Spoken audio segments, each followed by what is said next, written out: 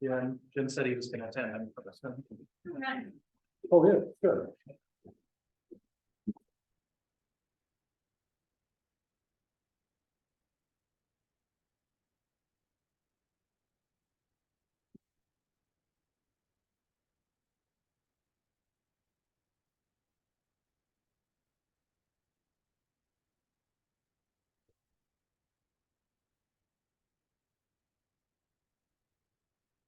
How there is looking at the meeting. Not yet, next class, so it'll attend a little bit of the meeting. Okay. Hey, What's going on? Hey, Jim. You're waiting, huh?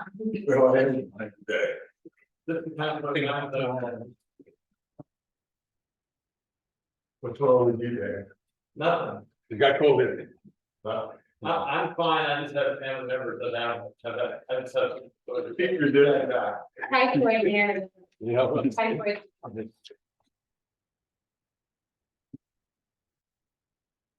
And flu. 7 o'clock, let's get started here, Oh, and, everybody listening, that's good. Good evening, Mayor. Thank you, and thank you, council, for having me this evening to give you just a brief update on what the police department's been doing this past month. We did have one complaint this past month of some stolen license. Just be aware of it off of a Toyota up here in the parking lot of the Dollar General store. We continue to work with Powhatan Sheriff's Office with those suspects that have been using the bad checks and identities of those cars that were stolen down here. Powhatan did get one person identified out of that whole case so far. One domestic call. There was a pretty significant domestic call up at Page Street. Heated domestic between two females. One of the females got kicked out of the house over there, kept staying on the property for about 2 weeks. She became threatening to the other residents on the property with a knife that she carried. This is the apartments you gotta take off. So we ended up trespassing her from the property over there at the apartment complex. And then she ended up pepper spraying a guy down at the tavern one evening as well. And she got trespassed out of that property as well. So she's since left town. The Boys and Girls Club, we had our first public safety day. We had probably about 150 kids, parents and staff that participated in that. And then we participated in the Commonwealth Attorney SART, quarterly SART meeting. You see our APOs donated about 60 hours of their time this past month. Was able to confirm that DCGS has sent the reimbursement to the town for the ballistic equipment that we ordered for the vests and so forth. I have submitted a contract amendment for the remainder $1,401 out of that grant. I'm just waiting approval for that. We did get our cameras put up and installed around the police department, and they're working very well. Excuse me, Chief, how did, when the town was out of service for a long time, how did you have a backup system from T-Mobile? How did that work? Or did it work? It didn't work. Yeah. So what we found out is Verizon, T-Mobile, everything went down. Yeah. So Jack, did we ever confirm, but it was a fiber line that got cut? There was a SD card in the transmission feed that feeds all the cell towers. So everything went down, cell phones, all the internet, everything. I was so frustrated. Now that day, you could have seen me frustrated. I asked our IT guy, I said, how is it that we're paying for a backup service for email and it's down? We wasted our money, Right. but come to find out it was what, Jack? Buckingham, Fluvanna County, Albemarle, Scottsville. not Charlottesville. Yeah, I finally got service back up near Vintage Market. Did you? That's about where it came back. Yeah, Flew in and had it, we went over to the library. But what do we, it you was know, bad. do you have any thoughts? Have you had any thoughts since then about communication in an emergency situation? You know, I know there's that ones are really expensive, or do we have walking talkies or, you know, some lower tech type of thing that we would use to communicate? Because, you know, if it were a different kind of situation, we would have been flying blind, right? Because we couldn't talk by anyone. Well, we do have our portables, so if it's an emergency, we can still talk to 911. Yeah, right, on your side, but I mean, what about communicating with the mayor or? I will tell you, I saw that as a rarity. I've never seen anything like that before happen. I know. I've But it never did. seen, it did. Right? I So thought we that's- had it resolved. That's a risk management thing, and so, town administrators should be aware when things like that, that if we're all put on. We, you know, we have to maybe plan a backup to our backup or something. I will tell you, there are a couple of little places in the town that you still can get service. We could go to the steel management company in their front parking lot and we could get service there. Mhm. Well, what do they have, I don't know, different. Altitude. That night, I had to make a phone call, and I mean, it's practically the same place. The Truist parking lot, I was able to get cell service. The other places that are cool. Which one? The, I've done it a couple times, when it's in that way, and it's been. Mhm. But then how do they have that? We don't. I think it's probably just the signal's able to get down that far from, like Meredith said, from Charlottesville But I would think if the That's SD elevation. card, elevation. yeah, but I would think if the SD card is done, you're not getting any communication, no matter what kind of outage. It's a bit of a mystery. I wonder if there's anybody we can contact. I was just talking about this to a bunch of people, really pretty much anybody who would listen, because this honestly, in May, we had no internet for like 3 days. Right. Then this happened.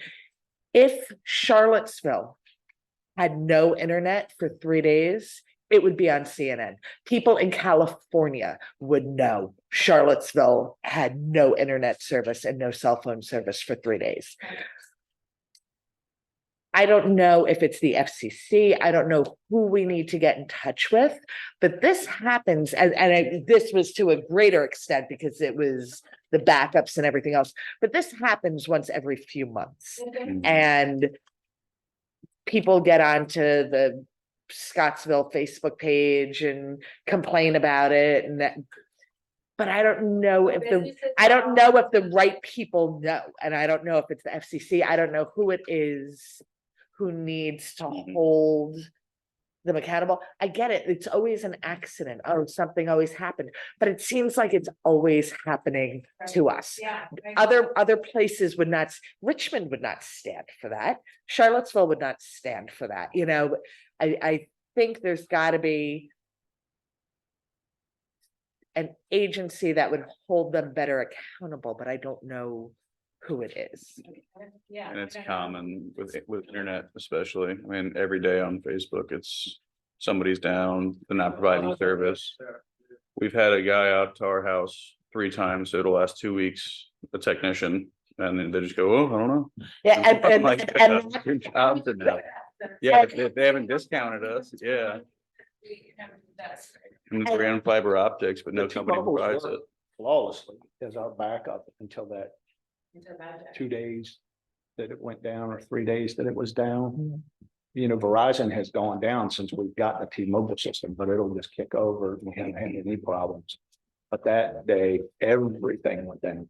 I've had T-Mobile 5 years on cell phones and internet.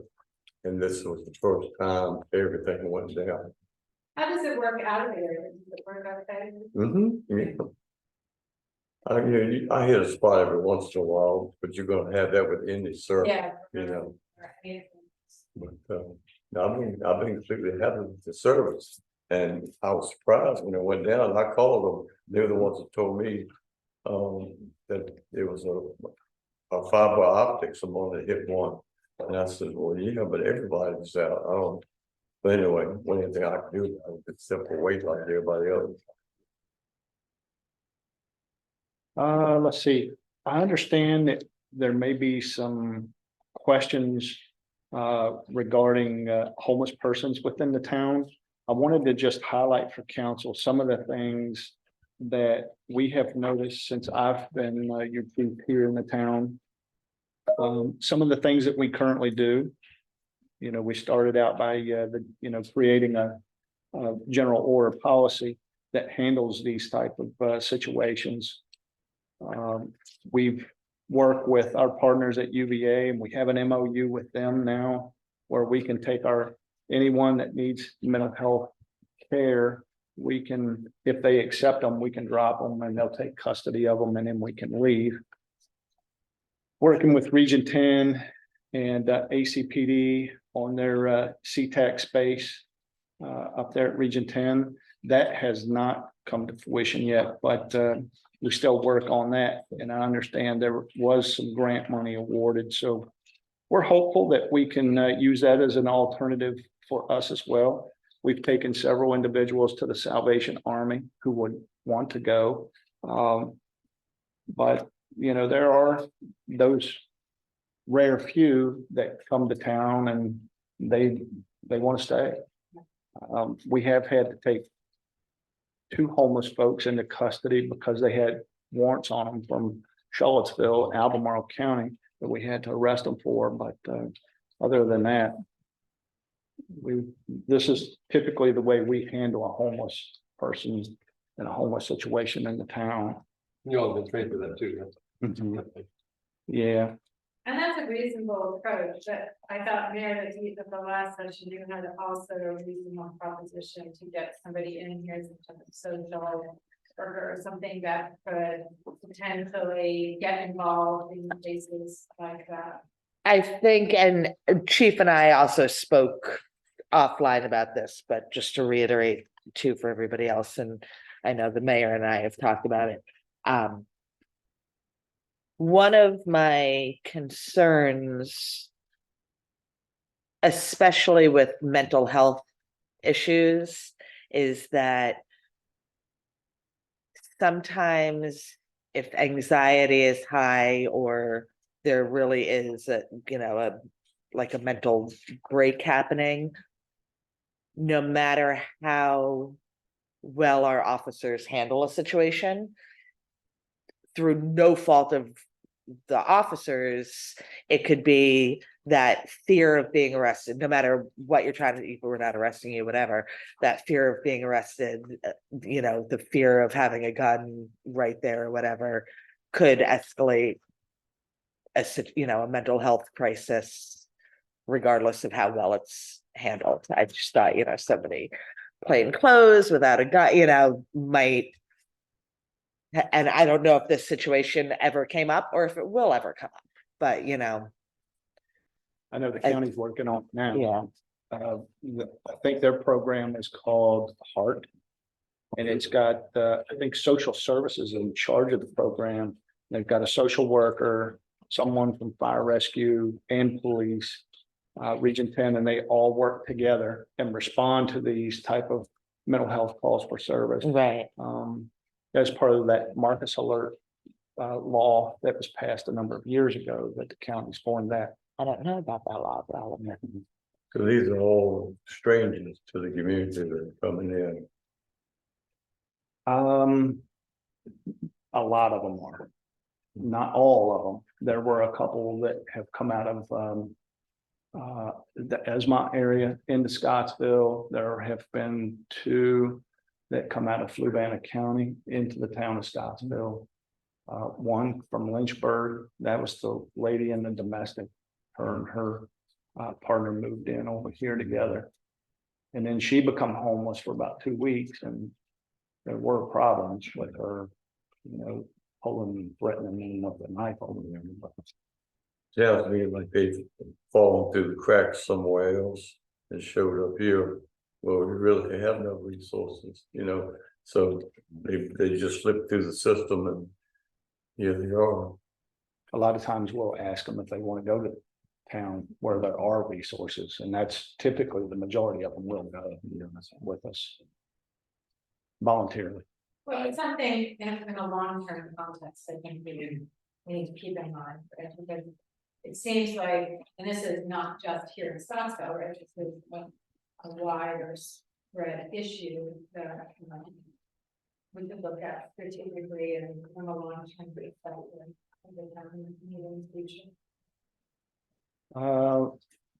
Sergeant Pistolka did have 2 AEDs that were donated by the First Baptist Church in Scottsville. So we have those on the street now. I'm sorry, what are AEDs? The defibrillator. Oh, okay. Well, that's nice. Mhm. Sure, those donated, and then our stats for the month. I'm sure you all had an opportunity to look at those. Any questions? Yeah. Any questions for the chief? Thank you for what you do and what your staff does. Yes, sir. Appreciate it. We had a Chamber of Commerce board meeting last week, and instead of talking about what we had on the agenda, we talked about the 28th of this month. And we haven't had an annual meeting for the members to attend since before the year, I think 2019 was probably the last meeting. And it's just a big get together. We usually have it at the riding club or somewhere else. And so we decided to do that again this year. And so since the town is a number in the chamber, you're all invited to the pavilion on the 28th of this month at 5:30. And 6 o'clock for a meal. It's all free for chamber members. And Lou Hicks, I am so sorry. Lou is going to be catering. So Very nice. we'll have a little social time with the other chamber members. And hopefully we'll get back to the Citizen of the Year program before too long. So this coming Friday, we're having another meeting to take care of things on the agenda. Board meeting, we take care of it, we're planning of something. That's favorite. Mr. Brissett, you got anything for the RV? Was not there this time. Javier, would you like to jump in on ARB if you have Yeah. updates? So we had an ARB meeting last Thursday. We were down, we did not have a quorum. One of our items was the certificate of approval in reference to the special use permit for 190 Poplar Street Road. So we discussed it a little bit, but we didn't take any action with just 2 ARB members. So the chair has been working since last week today to work on seeing if it's possible to have a special session this Thursday at 7 with a quorum, so there could be an action if at the pleasure of the architectural review board. So we're shooting for Thursday, posted downstairs, online. We've been texting back and forth. I think Thursday is gonna Work out. Yeah. Any questions about ARB? Administrator, Planning Commission, Dan, did you make the last meeting? I did, Mr. Mayor, virtually, what I was gonna say was. Most of what we did was go into great detail on the comprehensive plan, which I think Lincoln's gonna do again tonight, right? That's what I'm here. So maybe the one other note I would say would be the planning commission was thankful to the council that we did extend the A for Lincoln, so we could work more on the comprehensive plan. That was appreciated, and the council is being thanked by the planning commission for that. And I think tonight we'll get much more of an update from Lincoln. We have, like I said, a very extensive update from him, which I think we're gonna do it tonight. Yes. Okay, good. Thank you. Is that gonna be an extensive update, Ian? I think so, is that correct? Yeah, it's a lengthy update. We can shorten it a little bit if you want. Let's see how we move along with the agenda. Yeah, because last time we went through it, it took a lot. 2 hours. Yeah. I think we need to Yeah. shorten. Just for that. We need the reader's digest. He's a very expressive guy. Okay. Treasurer's report. Mr. Town Treasurer? So good news, since the last meeting where I discussed, the delinquent, tax business licenses. I successfully received that, so, we wrapped up a large delinquent business license from last year's fiscal year that'll show up. Beyond that, next month or next week, sorry, I'll share our financial statement for August. And we can review that, but those are the largest, that was the largest item, with a little bit of persistence. That's good news. Yes, That's very good news. and I think I've shared the news with those who have passed by through the office, but it's one less thing off that list of tax compliance. Been angry about it. Okay, any questions for the town treasurer? I took the opportunity a couple of days ago to go by our new Montessori school, meet Rita Price, who's the co-owner and director over there. Took a tour, and they already had 7 children in there, and 2 instructors, and they're looking to add more to their number of students, and with that, they will need some more help with adults. So they'll be hiring, Nice. which is good. It's nice. They really made the old post office look really nice. Javier and I met with Supervisor Price, the other Friday afternoon, and one of the things we talked about was coming up under Terry at the topics, collaboration around the law regarding VDOT maintenance. So we'll hold on to say anything about that, so you know, there.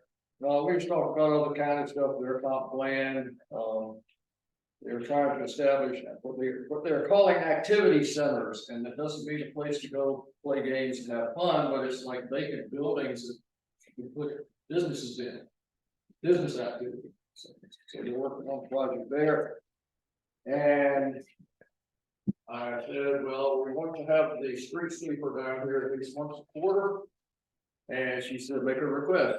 So we want to send a formal request to the county and say, we are also an entrance corridor down here, and the street sweeper here visit at least once a quarter would be most appropriate. So that was about all that we did that, because she had to get out for another meeting. But hopefully we can get this VDOT thing, the county going here in another, I think it's another week. I have the 26th, I was gonna send out an email, I assume Eddie, oh, yeah, for the VDOT meeting. Yeah. And then we're planning on an October meeting that we're scheduling back. Is that the quarterly? Which is- Quarterly is October. Right.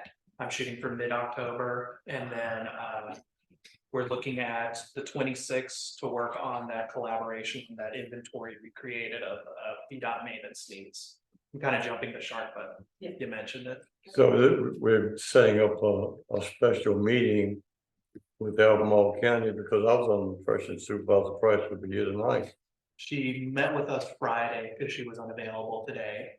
So she looked at availability between us to meet up and look at the inventory. That's not good enough. Yeah. I expected her here, that she said she'd be here. I understand things happen. I think, you know, we should have been notified of this prior to this meeting, because I came in here ready to talk to her. And, you know, she had over them all. So.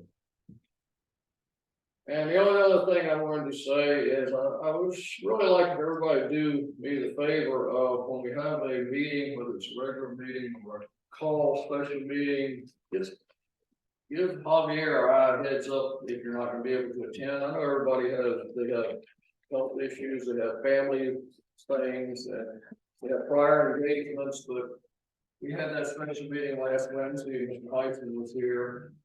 And it was P and Javier and I and Tom Huntsville. And we answered Mr. Bison's questions that he posed. There wasn't anything that needed to be in a closed session, so we answered his questions, I think, to his satisfaction. And we spent about an hour together talking, but it would been nice if everybody had been here, but like I say, I know people have other obligations sometime, a special meeting. may not be able to be here, but just give us a call, because we didn't know it started about 7:15, hoping somebody else would wander in, and nobody wandered in. So, kind of, for the consideration for your fellow council people. So, try to let it be known if you're not going to be here. Mr. Bowling, you got anything? I've sent a draft of the codification ordinance to Javier, and I asked for his input. It looks, I think it's in pretty good order. We should be getting the recodification in the course of business sometime this month, if we can believe people that are doing the work. And when that comes in, then we'll be in a position to send it out to town council together with the proposed ordinance. And then it's in your bed to adopt or not, as you see there. Assuming I looked at the new town council website, it looks nice. It's a substantial improvement. You've done a lot of work and be commended. There's some discrepancies that have been identified with the town maps concerning the boundaries of Alomar and Flavanna. And it's not too surprising, given that this town has been here a long time and you've got 2 jurisdictions present to make up the town. And I think that over the years, I've heard most of them. However, the resolution of those disputes is not easily done. It's not because you can't really rely on GIS maps, as they're not official proclamations, a bunch of anything, or tax maps, same category. You have to end up going to the legal records in the clerk's office and the circuit courts in Flavanna and Alomar to resolve these little boundary questions that have arisen. And even then, you might not find a satisfactory resolution. So we're still gathering information on that. When Javier comes up with what he wants to do, I guess he'll talk with the person that's doing the comprehensive planning work and then get back with me and we'll try to think up with some acceptable solution. And then I've been working on the MOU agreement, which we'll talk about tonight. Okay. Any questions for Mr. Bowling? Javier, you have anything as town administrator to pass along at this point? I think most of it would just be discussions either in carryover or new topics covered in and I covered a little bit in our treasurer's report. Charlie is online if you will. If you want to do that next. Yeah, it feels like more appropriate. We had some conversation about the status of Bird Street and how they're coming along and all that. Mr. Armstrong from Southern is on. We're coming up on the screen, I guess, in a minute, and he's going to bring us up to date. You can ask any questions, Jay. Mr. Armstrong. Hey. Good evening. Have you with us? The floor is yours. Well, thank you for having me. I really want to keep this short. I know you have a busy agenda. I've been hearing some questions about the status of the development at Bird Street, particularly from some folks who are excited to see new homes there. And so I wanted to give you a quick update. It's a long process to get through Albemarle County approvals for erosion control and stormwater management plans, VDOT approvals for the improvements to Bird Street itself, the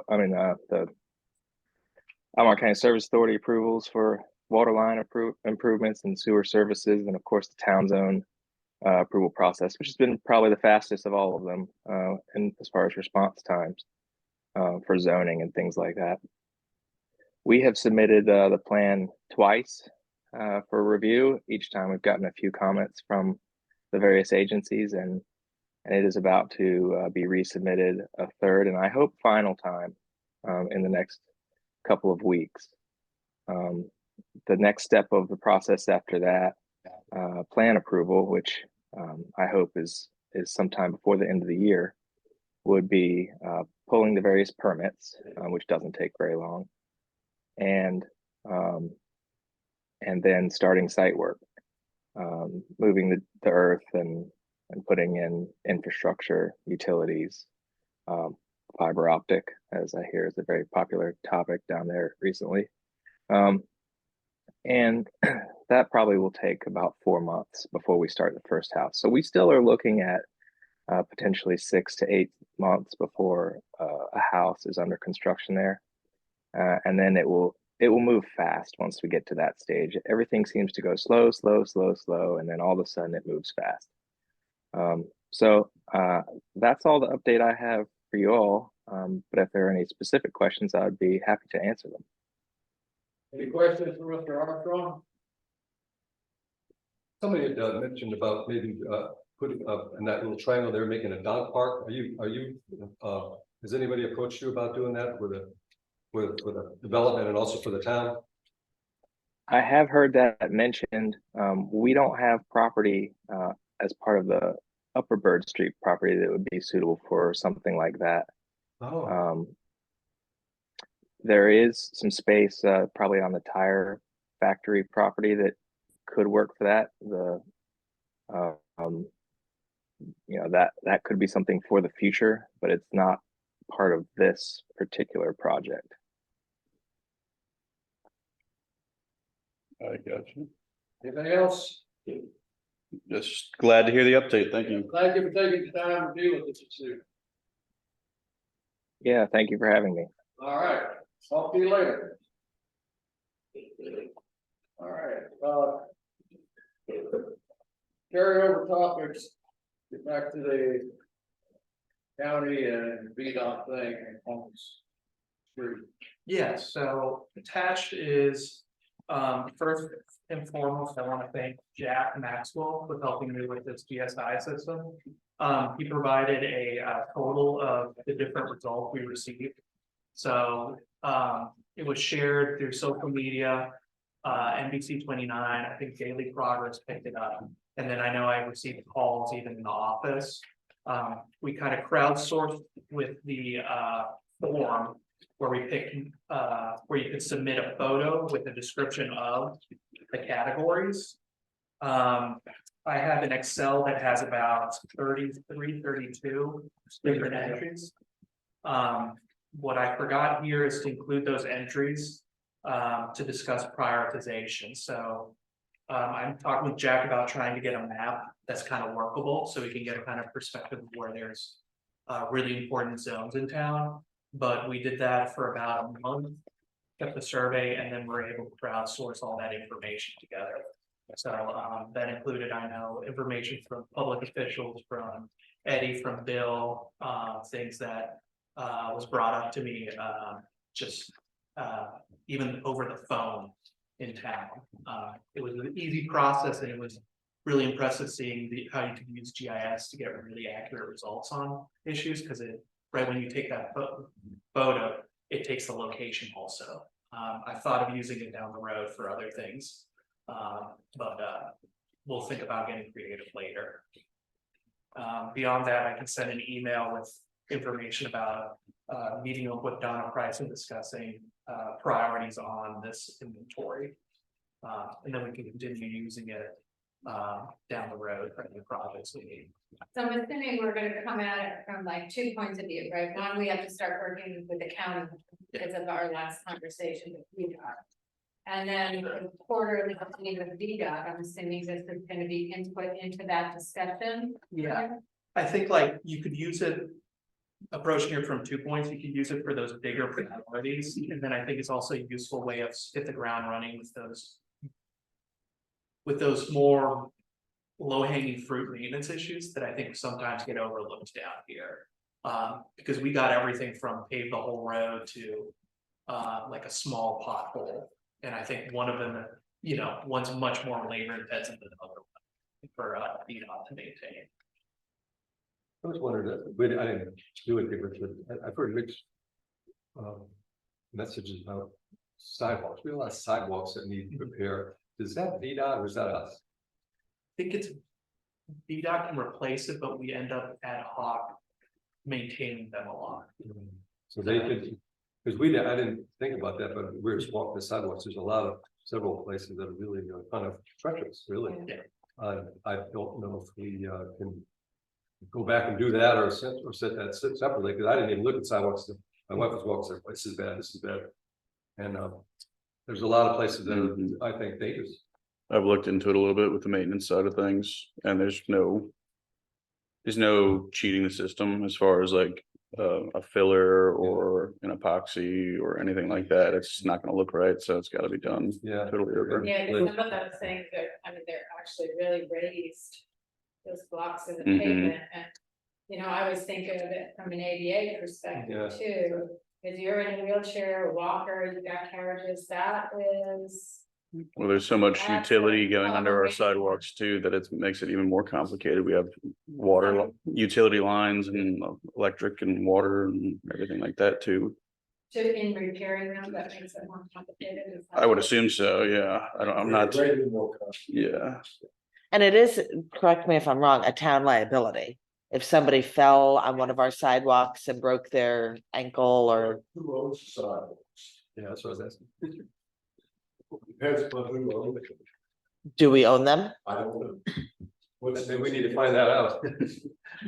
Like, you know, just walking down Valley Street. I think you're gonna find it's a mixed bag. Yeah, I've heard both sides that VDOT owns the sidewalks on Valley Street and that we own part of the sidewalk on Valley Street. That's definitely a question to get a definite answer for in October. Over around Harrison and Bird Street in that area, those two churches were very useful.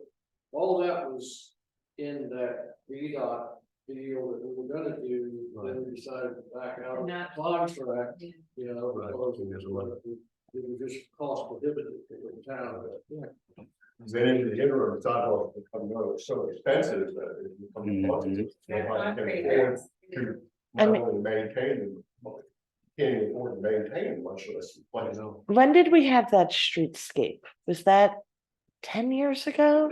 First, 9 or 10? Valley Street was going on when I moved here in 2007. When they pulled it up and put like all the bricks at the corner, remember when they, at the corner of of Main Street and Valley? That's been like 10 years, right? And that was us that put all of that stuff in, not VDOT. That might be. Which- The Yeah, they sidewalks widen are it. here before. Yeah, but the streetscape project, I don't think they widened them. No, you could just put the. We just made them more appealing. I can't. That was one of the problem people thought, when I moved here, the thought, I was told people thought that we were gonna get new sidewalks. And all Lingo did was come through and like place these here and replace these down there. When you had to. Yeah, we had to replace these, they didn't do it. Especially if you have to maintain the sidewalk, you have a problem. Yeah, well, that's what, the fact that we did that streetscape was what was making me think that they were ours, not VDOT's, but maybe we. One good thing is you've never had a problem, Mhm. at least that I've heard of. Yeah, but it's one of those things, we never have a problem until we do, exactly. Knock on wood. The tires would get popping when you're back into the upside down buildings. Right. Escape that. It sounds funny, but maybe replacing the really damaged ones with like brick, like the corners are, would be the cheapest option. That's too.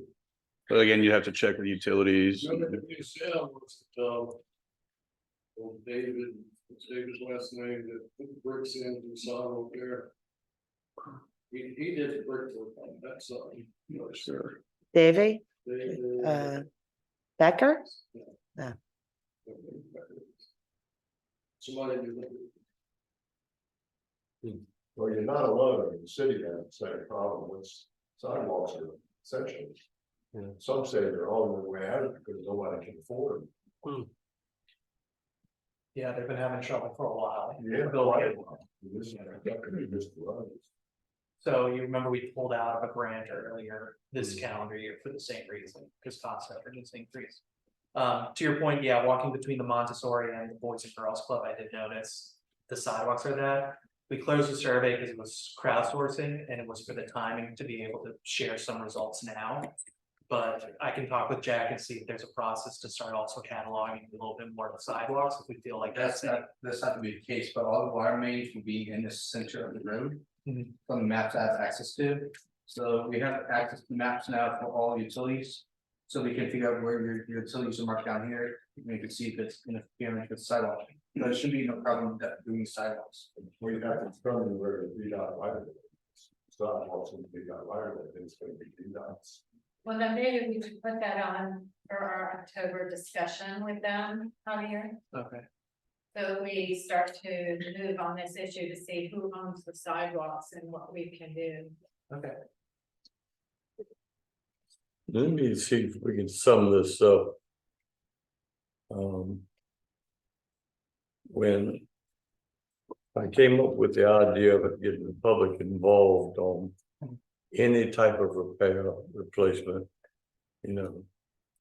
We talked about that last meeting. First, I'm glad to see that we've had, you know, a lot of folks calling or writing in and stating their concerns. When are we gonna be at a point where we have everything we need and we go to the county? And say, okay, county, this is what we need for you to work with VDOT, because Scottsville going straight to VDOT doesn't work. So when do you think, you know, we'll have everything that we can just say, okay, supervisor, here it is, here's what we need? I think this is a good starting list, like, we have 33 entries. And I think at this point, talking about it with Jack, like, honestly, it's starting to prioritize and picking. I really do think that's a council question in some regards to what relationships you have with the county, but I shared it in the email out, that second page is results. I didn't print it out here, but I think that's more than enough to either discuss if we feel like having those quarterly meetings or addressing the county directly helps out. I would lean on you guys to feel what's the better there. Well, the one category that we may be missing are the ones that are purely public safety. So Chief, I know at our last quarterly meeting, you mentioned about up at the Dollar General area, there's a sinkhole forming, there's water that's constantly flowing. I think it was Molly had mentioned the steep drop off at that one curve up in that same area, and there was a discussion about that. So I think beyond what people, you know, are inputting through the survey, I think there needs to be a category of public safety issues that sort of are at the top of that list, if that makes sense. Yeah. It does. And I agree. But I also disagree a little bit. I'm really tired of Scottsville being at the bottom of everybody's list. And while obviously public safety, we don't want anybody harmed. If I had a nice car and was banging over a pothole every day, you know, like, I think they all need to be addressed. Yeah. You know, even if it's something as silly as, you know, I have to go get my alignment redone more often than normal, that's VDOT's problem. Yeah, I know. If- Don't necessarily disagree with that. I think it just comes down to prioritization. Right? I mean, if there's something that's really bad, if we see a sinkhole in the road that we think is going to be a huge problem. I think we need to mention it to them and like, look, we've got public safety issues, but I don't want to approach them in such a way that it almost gives them the idea of, if we take care of these two public safety issues, we're done. Yeah, like, You know, even after the conversation last time, there was no momentum on that, Yeah. even though they were public safety issues. So they still need to be fit back in. It shouldn't be justice. oh, no, I'm sorry. I may have misunderstood you. I thought you were saying that getting the public safety issues was more important. No, Get- I was was thinking- more important than- Already discussed that Okay, at the last. I misunderstood you. I apologize. Now, we're not gonna have a meeting with Alamo and VDOT at the same time. We're gonna have a separate meeting with Alamo, and then Alamo goes to VDOT. How's it gonna work? Because, the money comes, the permission, if you will, Mhm. to make the repairs comes from Alamo County. Mhm. Suggestions come from Alamo County. We sit there till we're blue in the face. There's been quite a few of us over the years that, we suggest something and it goes nowhere. So, and Albemarle County is the one that says, okay, we can do this in Scottsville. And then if it's a VDOT related thing, they go to VDOT. That's the way it works. And the reason it hasn't worked is because we haven't pushed it here. I mean, it's a lot of things that have been neglected. And I can tell you, Albemarle County is not gonna come down here and look for something to do. Now, I'll give you all an example of, and this is recent. I hope I'm not repeating myself. I found out about this street cleanup. So I called the folks down in Mechanicsville, and they told me all about it. Told me who to get in contact with at Albemarle County if I wanted you to even know who was driving it. Albemarle County rented that for 2 months. 2 months rent is $22,000. If they used it every day, I don't know. They picked up 101 tons of trash. If you do the math, that's $8.60 a pound. The taxpayers paid to pick up trash. So I called trying to talk to the county executive. I got the assistant county executive, and we were talking about getting the street clean. I said, when is it coming to Scottsville? And he says, it's not. I said, why? It's dedicated to the urban ring. And I said, well, sir, people of Scottsville are damn sick and tired of your urban ring. Our money is just as green as Mill Creek or Glenmore. I said, it's coming to Scottsville one way or the other. So, and quarterly is not enough. And every reason they give on their website for buying this thing, Scottsville's got the greatest argument. For example, it helps protect the waterways. Well, Albemarle's got the Rivanna coming right through the middle of it. We got the biggest waterway. It goes right down to the watershed. So, this stuff that's going down our drains here is a hazard, down the stream. So anyway, we need to just stay on Albemarle County, one time, because we are neglected. They had the audacity to make a map with the schedules of this cleanup. Now, Crozet is 19 miles away from the urban ring, but they're included. So if you look at this map, there's an urban ring, and all of a sudden, a blank spot, and then a Crozet bubble. It doesn't come south of Avon Street. And that's the schedule, that's the map. They didn't ask us anything. I don't believe it. And I have more money is just as green as them. And I'm like Meredith, I'm sick and tired of it. So let's push this thing, guys. Don't sit on your hands. So should we have both parties at the quarterly meeting? I think we should have the town council just walk into the next board of supervisors meeting and sign up to speak. Catch them by surprise. I don't know if we can all go. Is that a quorum? Do we have to advertise that? They'll know we're showing up because we gotta put it in the paper. Just go in to sign up and stand out in the hallway, But really, I mean, something's gotta be done because they're gonna ignore us. I've been there 4 times and addressed them. Nothing's ever happened. Well, 2 of us and the mayor can go. I mean, really, and you've heard me preaching for 6 years now, they don't care about Scottsville. They care about their urban ring. Well, we need to join that party. But I think it might be helpful to have Albemarle coming here at the quarterly meeting. Okay. See if I can get some staff member, but. Your mileage may go further than elected official costs, an elected official and stuff like that.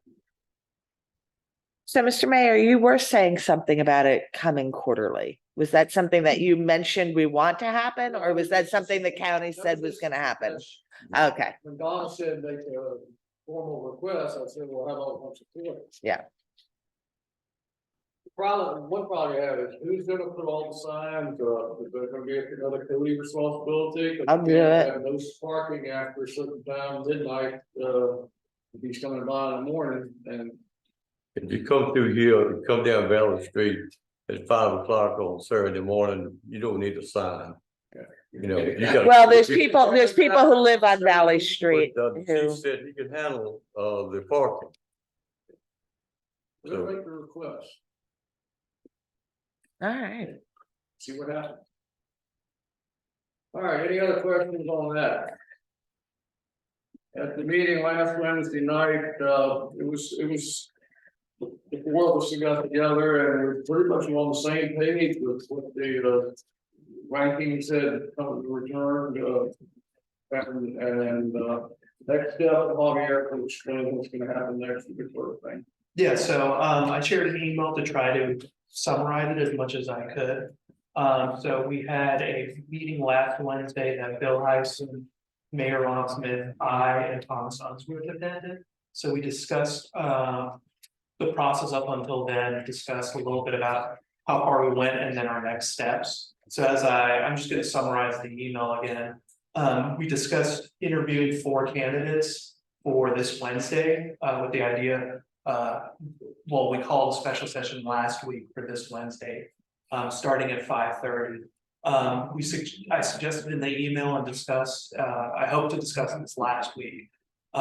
If those interviews are fruitful, and to stick with the timetable of being able to appoint a clerk, you would have to probably come out with a decision this Wednesday of 1 or 2 offers that I could present to a prospective candidate. As I discussed, I think this is an opportunity for you to ask any questions that might be missing or gaps from the information I shared or from the questions we asked during that first round of Zoom meetings. So beyond that, I shared the agenda, resumes, the criteria we use, the questions we use during that Zoom interview. And then I again shared, which I shared about a month and a half ago, the job description and the job post, the short blurb I used on our website. Beyond that, I have scheduled the interviewees. I have 3 of the 4, one last one. I need to email out once more, but we're looking at the 13th, starting at 5:30, 45-minute blocks. So Javier, a question, the hiring committee had recommended top 3. How, can you explain how we moved from 3 to 4? Not that that's an issue, I just want to understand. Some of that is for the same reason that right now, as this afternoon, I only have scheduled 3. A little bit of hesitancy with sometimes staff members are moving back in, or sorry. Sometimes you call out and then people have moved on to some other career aspiration. Right, but then we would only have 3, right? Yeah. But now we have 4? We have 3 right now, Oh, We really? have a possibility for, right? Yeah. Okay. but I haven't had. I'm all right with that, yeah. Okay, and then I've asked all my questions, so I don't have any more questions, so, So you're not coming? I mean, I can come. I had planned on Okay. coming, but I don't Yeah. plan on asking any questions, because I've already been through a round of questions. In my mind, I sort of already know how I rank these candidates, so I don't feel I need further information. Well, let me ask, is anybody else not gonna be here on Wednesday? So that's 2. Okay. 'Cause my feeling is, and to your response to yours, is I think there's one thing about having a phone interview, it's just like a Zoom person. You don't see them, you don't get personal contact, and I think to see person and physically, I think is really valuable. Because Are that, they gonna be here in person? yes. Yes, aren't they? They're all gonna be in person. Except for one Who's that? Oh, one of them's not gonna be here? Oh. okay. distance thing, Because one of them is not local, right? Oh, okay. Oh, exactly that one. okay, the other 2 or 3 are, okay. Yeah. So anyway, I just, Well, I plan to come, Good. it's just, I don't. okay, you have know, questions. that's fine, that's fine. We You must get take some- a feeling. Yeah, well, there's a lot of nonverbal Pretty- communication. A lot of times, Yeah. Right. But there's a lot of non-verbal communication, I think it's just important. we just need. Probably more. Need to get this process over Yeah. and done with. Meredith has been very faithful about helping out with a lot of the paperwork stuff that's been going on in the office, so Javier can wear both hats at the moment. And not have to mess with a lot of things. I must have signed how many sets of minutes the other day, 30 sets of minutes. Sorry about that. Was it only 30? It felt like a lot more when I was printing them out. Minutes that, have to have my signature on it, and Meredith's nice enough to get it all in order, and all printed out, and all ready to go, and everything marked where I need to sign out, and so we want to appreciate her volunteer hours. Just for that.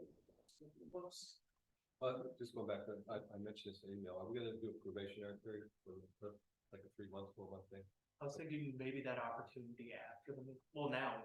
We can, okay, we can talk about that. I figured that, but I just, Pretty standard practice. I think that would I think should it should. be part of our normal hiring process.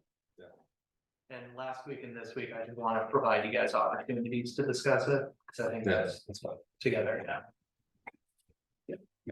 Item C, maintenance. Okay. Yeah, so I included that item. I think Bill, we could approach it in whatever way the three I of think we us. need to keep that on the agenda every month until we get it done. I Yep. think we've made a lot of progress. And with Alex and. Well, if I Yeah, could- too, but maybe Alice could let us know what's going on. Yeah, if I can speak on it a little bit. I think I've seen a good improvement. And I think that's Cody being honest and saying, I need direction. I need to know what you want, what the standard of what you want is.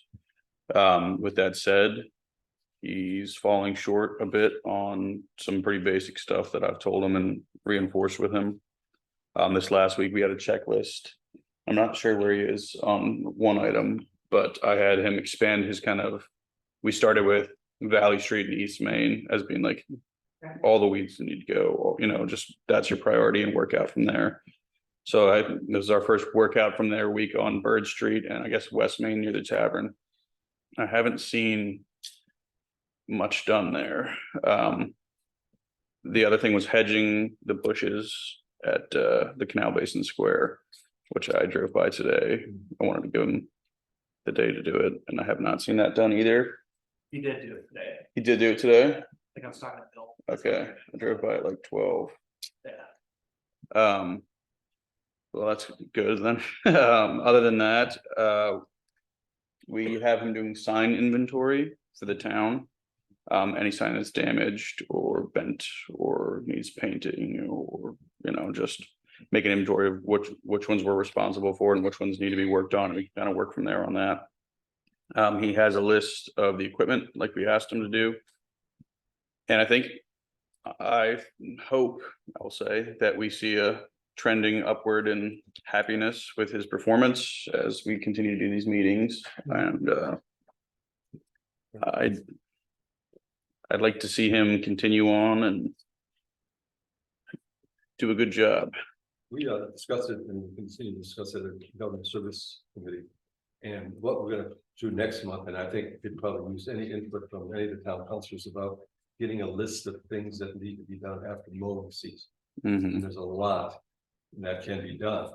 And so if you have any ideas or suggestions, pass those over to us or to Javier, and we'll get a list of them. Painting, the butterfly garden, the curves, the staining, the steps. That was the other thing, the butterfly garden. I Yeah. told him, I haven't checked that one today, but I told him to go through with like a hedger or something and just Right. cut the path open again. Because it's pointless to have it if there's not even walking And space. they haven't used some spray, but so I think you could probably use that in some. cases. What kind of spray? He checked it, it was. It'll fall within only because Yeah, I don't think it's a problem. being a bee city, there's very specific things we can and cannot use.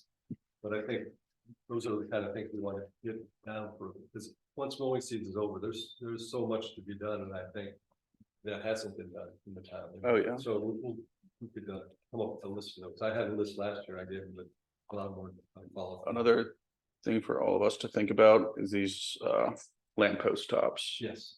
They're apparently worth a lot of money. We have 35 of them. Cody, They did. we have the old We got ones, the old ones in there and nice. they're all We functional. could sell those, because it makes money. Wait, I They're thought worth they like 300 to belong to the DOT. They just No, gave them they to gave us? them. Oh, So. but the new ones belong to DOT. They I do, thought it was the power. Okay. they were just nice enough. Or the power, AEP. I don't know why I was saying DOT because we were talking about DOT We own the before. poles, we don't own the top, Right. and then when I asked, hey, what are you gonna do with them, they were like, we're not gonna do anything. with Yeah, them." they're just And I was for like, So they're ours. We have 35 of them and they are huge. They're like, Yeah, they're that big, they're big. So I don't know if an Funny how antique small they shop or a consignment shop or something would want them, or maybe you can do the Facebook route. But there's a good chunk of money sitting there that we shouldn't let. Somebody. Yeah, well, Caravati's or something like that in Richmond that sells like old trim and Yeah. fixtures and Ooh, stuff. could like they that. be made into a lantern? Like I a talked hanging, to- like for my porch? I talked to a winery I that's think in I would Buckingham, board. and they said they might want them for their entrance corridor Yeah. going in there. Well, areas all people to the museum. Yes. That'd be That's a good yeah, idea. yeah. Good idea. I don't see anyone taking all 35 of them. That's a good Yeah, I know. chunk. You know. All right, anything else on that? So we can move ahead. Well, there's a couple of things that I wanted to just point out. It's related, sort of, but it's like over in the farmers market area. I didn't realize that there's a street there. It's called Fleet Street. Yeah. Let it be. If it's a street, there's no sign in the street. People park in the street. Yeah. Right? We got all kinds of problems in there. I think according to the agreement on the farmer's market, people aren't supposed to park under that pavilion that we have on the Right. concrete. Yeah, But we have a food truck that parks there. not anymore. I You went can't get through, into there. I went through the other day, there were people parked Oh, that, there. yeah. The one- yeah. And, You're right. Hey, I Mayor, heard Right, that's people right. in the town parked in there, no, Right. no names. So, Where is Fleet Street? Fleet Street is right behind, James Right behind the tavern, Tavern, that little alleyway. between where the, I think where the Groomers was. It And goes up. Oh, It goes. that is a street. That's- I thought that was the entrance to the parking lot. I thought so too. Okay. It's what's news to me, and there's no streets behind Yeah. there. Right, so Alex, to your point about fixing missing street signs, Yeah, we should put a street sign up there, absolutely. because the farmer's market, the address is like, what, 125 Fleet Street or something like that. And then, I think, you know, talking about marking parking spaces or marking street spaces, it was on the, VDOT list. There's nothing marked for parking. We don't really know clearly what the tavern owns, what the town owns. It would be nice to clarify all of that and get all the parking spaces marked. And honestly, going in and out of there on Saturday morning for the farmer's market is a nightmare. Right? There's so many people coming in and out of the cars. James River Tavern is putting cones in front of spaces. Not all those spaces, I think, are theirs. They're reserving them. for Interesting. employees. The tavern's parking spots, as far as I've been told by them, their impression is that just the first row Yeah. in front of the tavern. See, they're doing it on the side on Fleet Street. One's on the other side. That's public.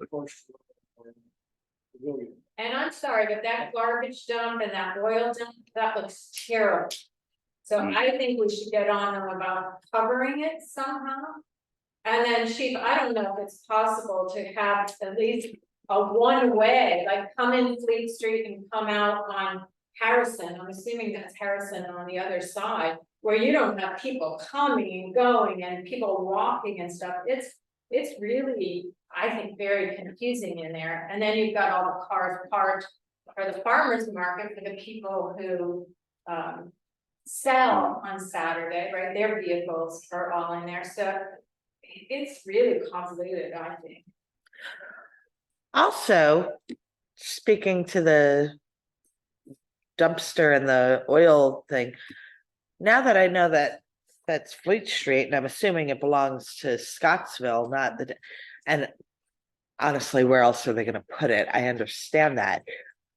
But is that on Scottsville property? It sounds like it's not even on the tavern's property. It sounds like they're putting it on town property. If. The way I understood, Street comes down off Harrison Right. and it's just a very short section, very short. As soon as you make that left, Because- The farmers market addresses on Clean Street. Yeah, so it's just that little section in there. Now, when we talk about, so I talked to the owners about, their parking. And that row where the oil dump and the Mhm. trash Yeah, cans that's at. where they're marking on. Yeah, she says that those parking spaces are theirs. From what I understand, it's the light poles in the center of the parking lot. Everything above towards the tavern belongs to tavern parking lot. And then everything on the back side of it belongs to the farmer's market, is the way I understood it. Well, can we get clarity on that? Because that, I hear different people coming up to me saying, you know, this is street, this is town property. I hear other people saying, yeah, this is the tavern property. And even if it's tavern property, that should be, We might have that could to- be covered and look nice. Instead of just these things randomly being out there. They're very unsightly, I think. We need to make a county field trip one day. I think that's the only way to know for sure, right? Look at land records at the county building. Is that how we You resolve it? find the plat of with the change of the town.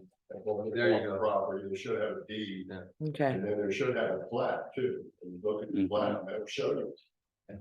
I think that's worth the fun little drive. Well, the plats are pretty accurate if they're meets and bounds and certified licensed surveyor. That's the most accurate you're gonna get. Yeah, but some of them haven't been updated in a very long, and I say. that- Well, when they buy it, they have to have it. They can definitely change the plan. It's not like it's set, one over 100 years. These people have been buying and selling, so normally when you buy some commercial piece of commercial property, the bank's gonna want to see a survey and all of that. So you'd be surprised what you find. Well, I'm not sure how to Answer answer the question. And if we have to go to the. You wanna go to the yeah, county? Yeah. I'll take a ride with you. One more thing on the maintenance, I like the mulch that we're using now instead of rocks, and that's looking good. I think we need to, you know, keep that in order, but I do think the maintenance guy should weed now and then. So, you know, there's weeds coming up, and I think it needs to be just a part of the process, go down the street, you know, maybe brush the weed. And I mean, if you ever go to Wegmans, they got mulch that really looks nice and it's really well maintained, but I think weeds come up unless you get them. And That's part of the we don't want this frustration. To be turned into a. That's part of the frustration that I've had. Is there plastic laid beneath the mulch? Probably a fiber mesh, not plastic. Yeah, you could just But take a- but I walked down. Yeah. From the police station to Kevin Quick's office about Yeah. just picking weeds. Yeah, I mean, I Took me did that too. but I 10 think he minutes. should do that, that's his job. And that's the frustrating part, is that I told him he should start every day with doing a run through, checking all these 2 streets for weeds and then. Well, and to be fair, though, we need edgers in there, Mhm. keep the mulch in and keep it thick. Right, because what happens is it piles up at the tree and then a rain comes and washes it into a mess, right? And then we're sweeping it back into a pile and then washing it away. And that seems to be a little bit ridiculous. We just need some edging in there. And then we can pile it as high as the edging. and we don't Yeah, have those issues. until we have something like edging, I think it's worth That, yeah. You can put weeding those in- and. Can we price edging? No? Yes, absolutely. I think you'll run into people running them over a good amount. On the, So- on the, con- on the, They got it short. on the sidewalk? You can picture a truck, Park- parallel parking. Yeah. They always go up on the curb. Well, I mean, Cameras not there to see. No, I see that. but we don't have to get. I think when you're saying running them over, I think you're thinking like the little, what looks like wrought iron. We could get the nice paving stone concrete ones that kind of, why are you, To blow a tire, somebody. It's gonna be expensive. That'd be nice. I'll be I here agree. tomorrow. I agree. I can price some. That'd be good. Okay, that would be good. I'd rather spend money on something that'll last us 10 years than spend a little bit of money every year for 10 years. I'd rather spend a lot of money once and have it last 10 years. I mean, it is time consuming to go through to Yeah. do all of that every day, right? Mhm. So, but Well, I was even I guess- envisioning when you guys were talking about this, just, they're like 3 or 4 inch metal railings, almost they're solid metal. Going in and make a border around it. Yeah, that's, So those will get bent. yeah, those, too. like, that's what I was gonna say, when And I you, don't if know you if run out over running those, over they're that's gonna be a ruined. big problem. I'm just building it, some expectation and if you put anything there, it's gonna have to be replaced. Yeah, they're gonna get rusty, they're gonna get run over, they're gonna get bent, they're gonna get stepped on. Those concrete ones, you will put them down one time and they will last 10 years and they will be, It'd be good to do some Just as good. research and some options on it, 'cause Yeah. we can't be the only town that does it. I'll look up some pricing tomorrow. Anything else on maintenance? Mr. Carr, it's nice to see you. There's a seat right there. Tim. Ready to invite? So, Thank you, waiting. Over here, don't- so I think a few months ago, I met with Tim to kind of get my bearings on him as our police superintendent, and then I think maybe the week after or 2 weeks after, the town council expressed a little bit of wanting something similar to the orientation I had, so I think just having you here, kind of explaining what it is, and then probably answering any questions everybody has on council would do us a whole bunch of good. Okay, so this is a brief overview of how the system works.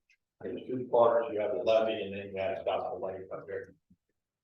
This is not officially part of the system. But the Corps does inspect it as a courtesy because it feeds the system.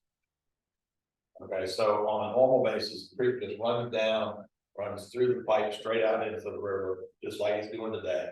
Nobody's allowed. Once the river gets up to 13 feet, we close the sluice gate, which is right at the base of the bridge where that fenced in area is, which keeps the river from backflowing when it gets to 15 feet. Problem with that is the creek no longer goes out of town. So it's diverted into the pump house. And then the fire department handles emergency operations and they pump it back over onto the riverside. And that's what keeps the town dry. And then once the river gets up to certain levels, then you put in the different gates. But until the river drops down, back down below 13 feet, that pump house is made. And a lot of times what happens is you have a substantial rain in Lynchburg upstream. It causes a flooding, but everything's fine here. Or maybe it's a little rain here that gets on out of town and everything's good then, but you still have to deal with that flooding. So you end up sitting down there, pump water like once every 4 hours. Just to keep Nick Creek down. How many people man that operation? Is it one person who's not manning the pumps? Is it? Well, People man the The whole department, there is about 22 pump operators, pumps? Okay. and they take shifts, 4-hour shift. How many in a shift? We like to have 2, most of the time it's 1. So that, somebody's down there and pump the water as it. Yeah, that's just the basic overview of it. Well, I mean, one of the things with the budget, is there recommendations for short-term and long-term for the whole procedure that you would recommend, because maybe you might. Well, maintenance wise, our biggest need right now is the Corps requires 15 feet of clearance from the toe. The problem is when the town built it back in the late 80s, they didn't get easements. Because it went on top of the street as long as. So there's no easements, so you take the bill down behind the canal warehouse. In that next gentleman's house, I don't know his name, but he has a shed right up against the base of the levee. Drives the poor crazy. There's nothing the town can do about it, because there's no easement. So, he's got it up on blocks, we can see under it. So the course satisfied. But if you go back on the back corner over here by Unimal, Service Authority owns that section of woods. It comes all the way to the total limit. And I think we really need to push to have that cleared back a minimum of 15 feet. You may have some good luck with the service authority getting that done. Not necessarily won't involve condemning the property, what have you, their government, for that responsible. So that's something that, it sounds like that's pretty important to do. Yeah, we need to go ahead and get that cleared. The rest of the way, coming back up to Bird Street has been previously done. Problem we run into, especially where we used to set the fireworks on, is that's very small. That floods real quick right through there. So getting mowers in and out of there is a hit and miss. I don't think they even know about the problem. Yeah. That's not true. And so I think they're pretty responsive, so if you tell them, and I can tell you who to contact, and if you tell them, just call me. Okay. I think you'll get a good response. I could be wrong, but I don't think so. Okay. I mean, Well, they're public agency, and they're very Right. good at what they do, and they don't want to be responsible for anything that affects the levee. I can tell you that. Well, tie that piece in there coming around on the railroad tracks. And I've talked to Javier right now about getting somebody in there to level it off. Because what happens is when you get down towards that corner, the space between the railroad tracks and the levee slants back into the levee. You're unable to take a mower in there and try to do anything to it to clean it up. So we can take and push the rocks out and just kind of somewhat level that to wrap it around that corner into the service authority property. That would greatly help. And that was the part dealing with the railroad too, right? Not until we get Just the 7 feet off Center Rail. Just the service authority? Well, they also not, I can't volunteer to service authority service.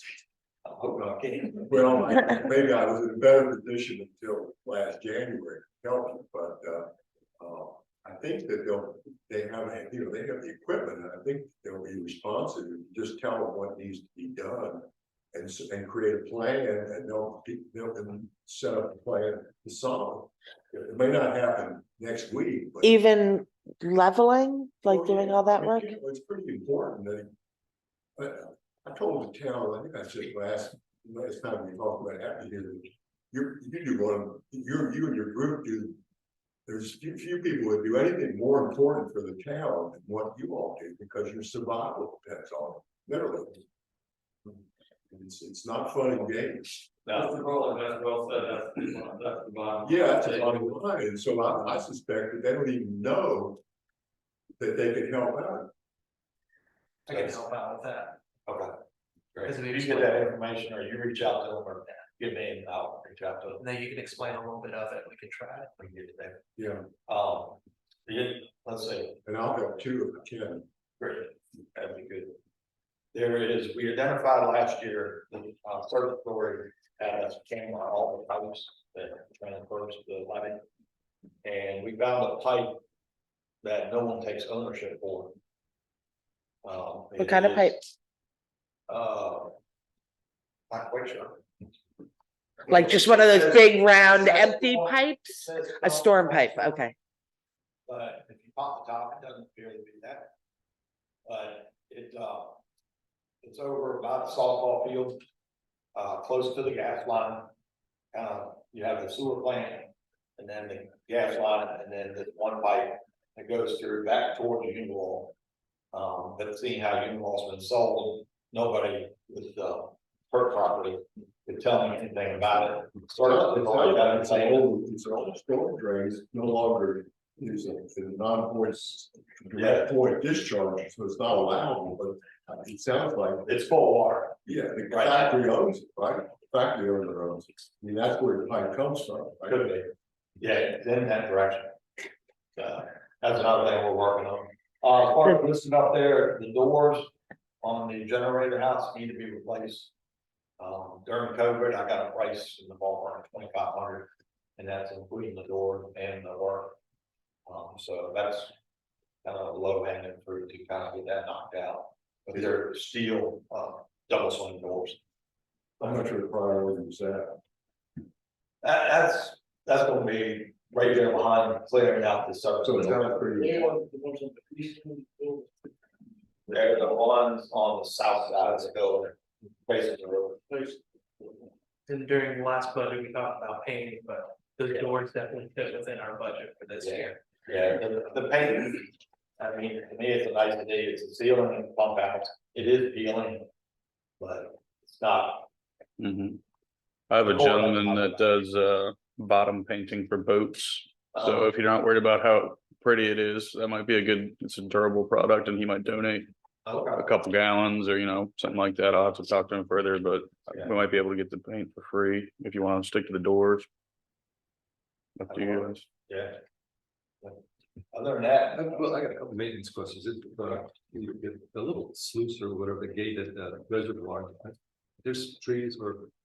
No, should that be, yes, if we go out, where somebody go out the canoe and cut those things? we're gonna talk about that. Okay. And, yeah, you gotta get out there and form a way, because what happens is Right, that's what I thought. it raises the water level, which decreases our capacity. Okay.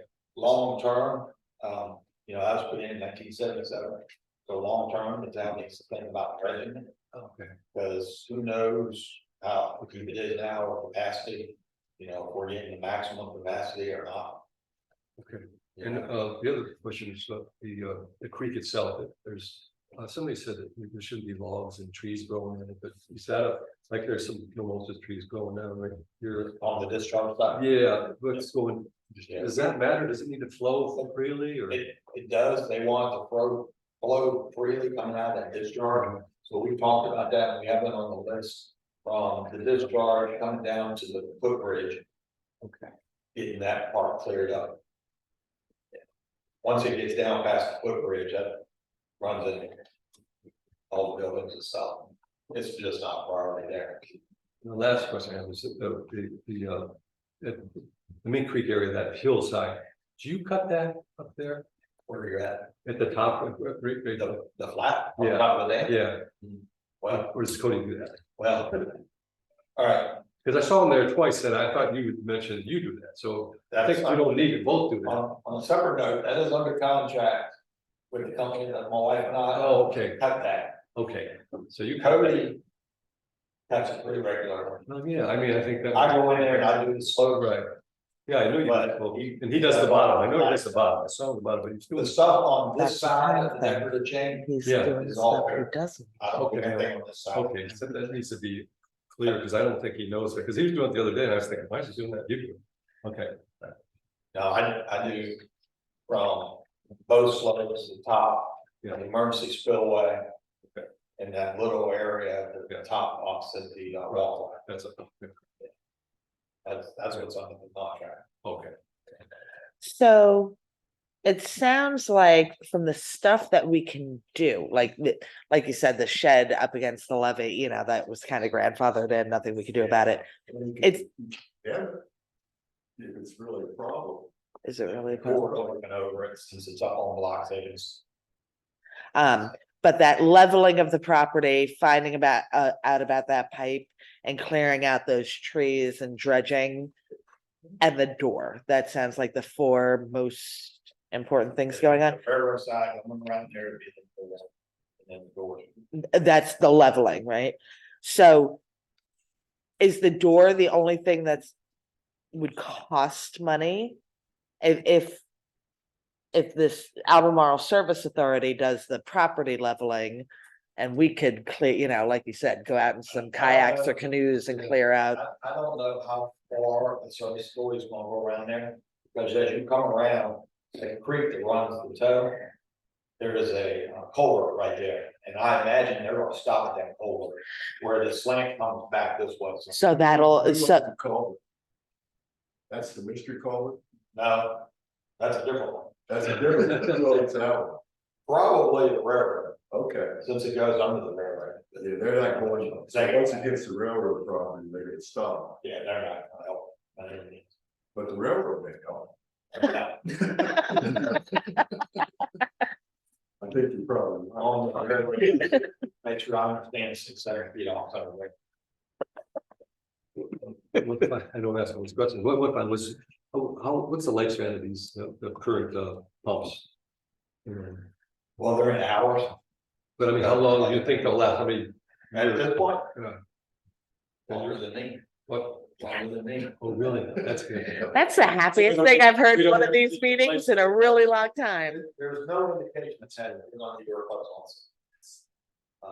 That's quite bad. everything's running fine. They're Caterpillar motors. You see them in bulldozers every day, and they run up into thousands and thousands of hours, and you're sitting there at 300 right now. Okay, 300 hours. Plus or minus.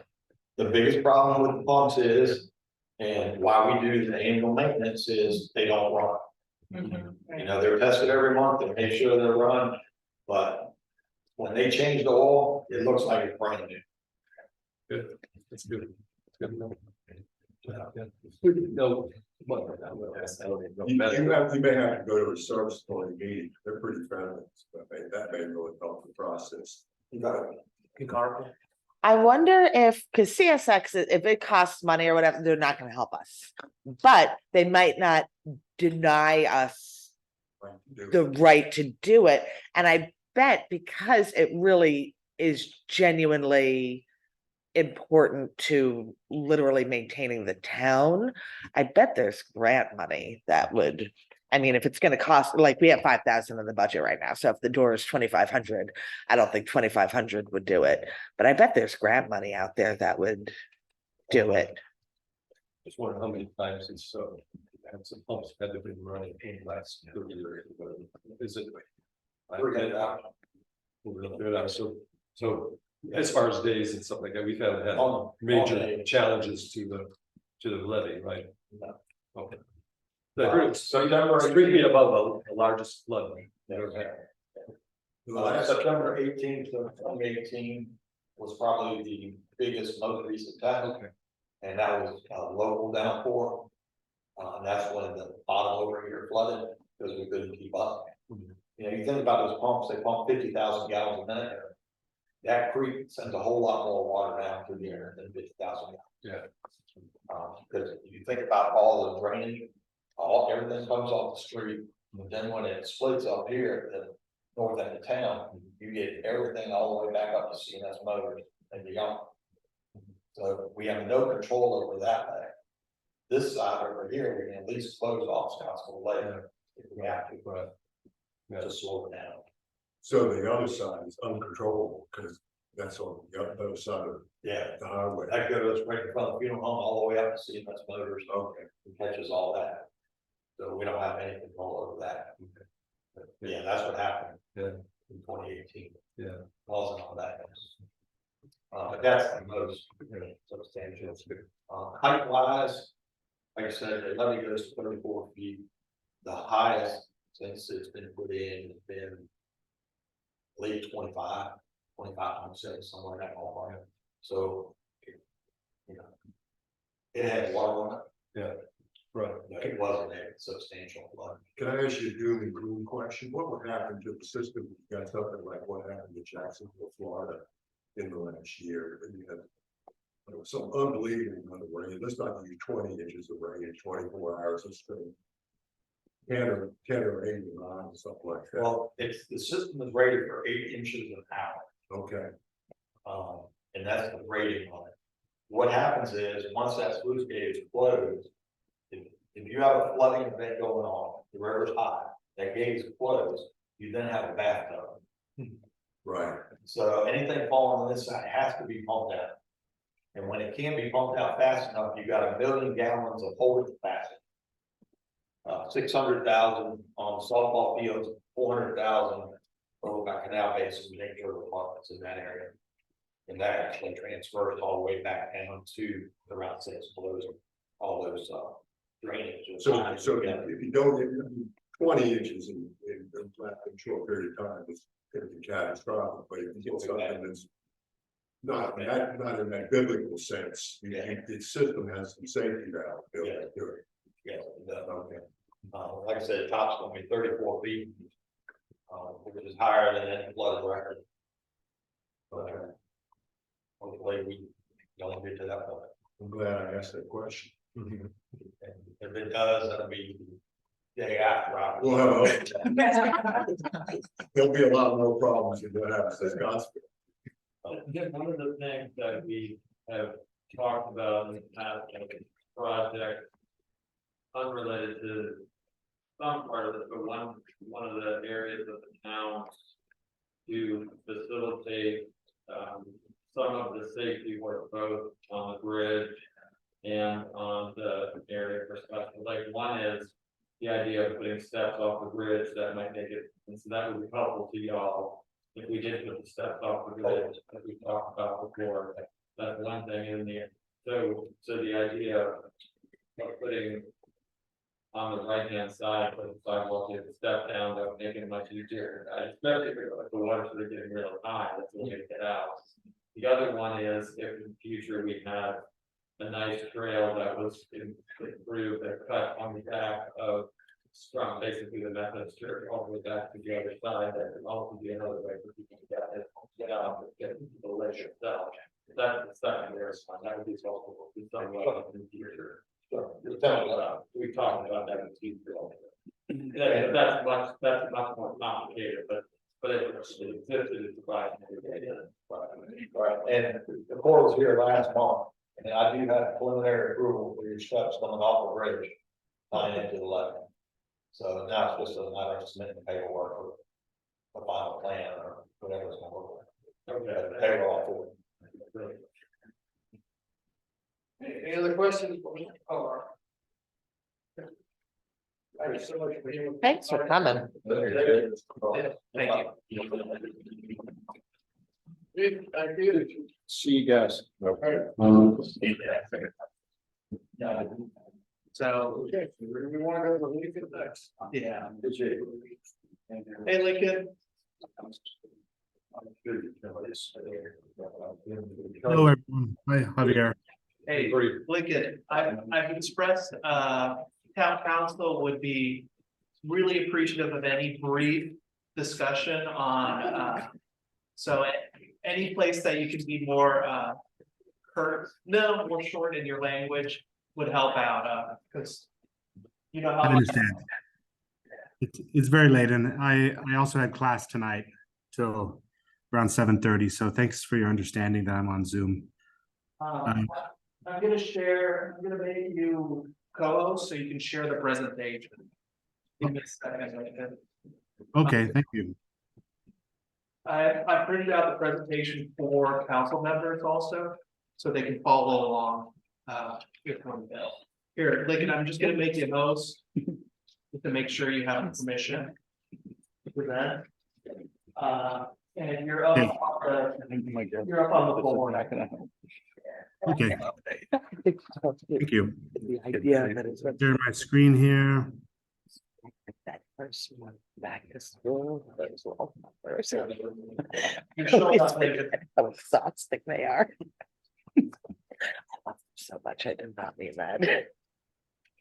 Okay, so this is an overview presentation of what's been going on with the comp plan.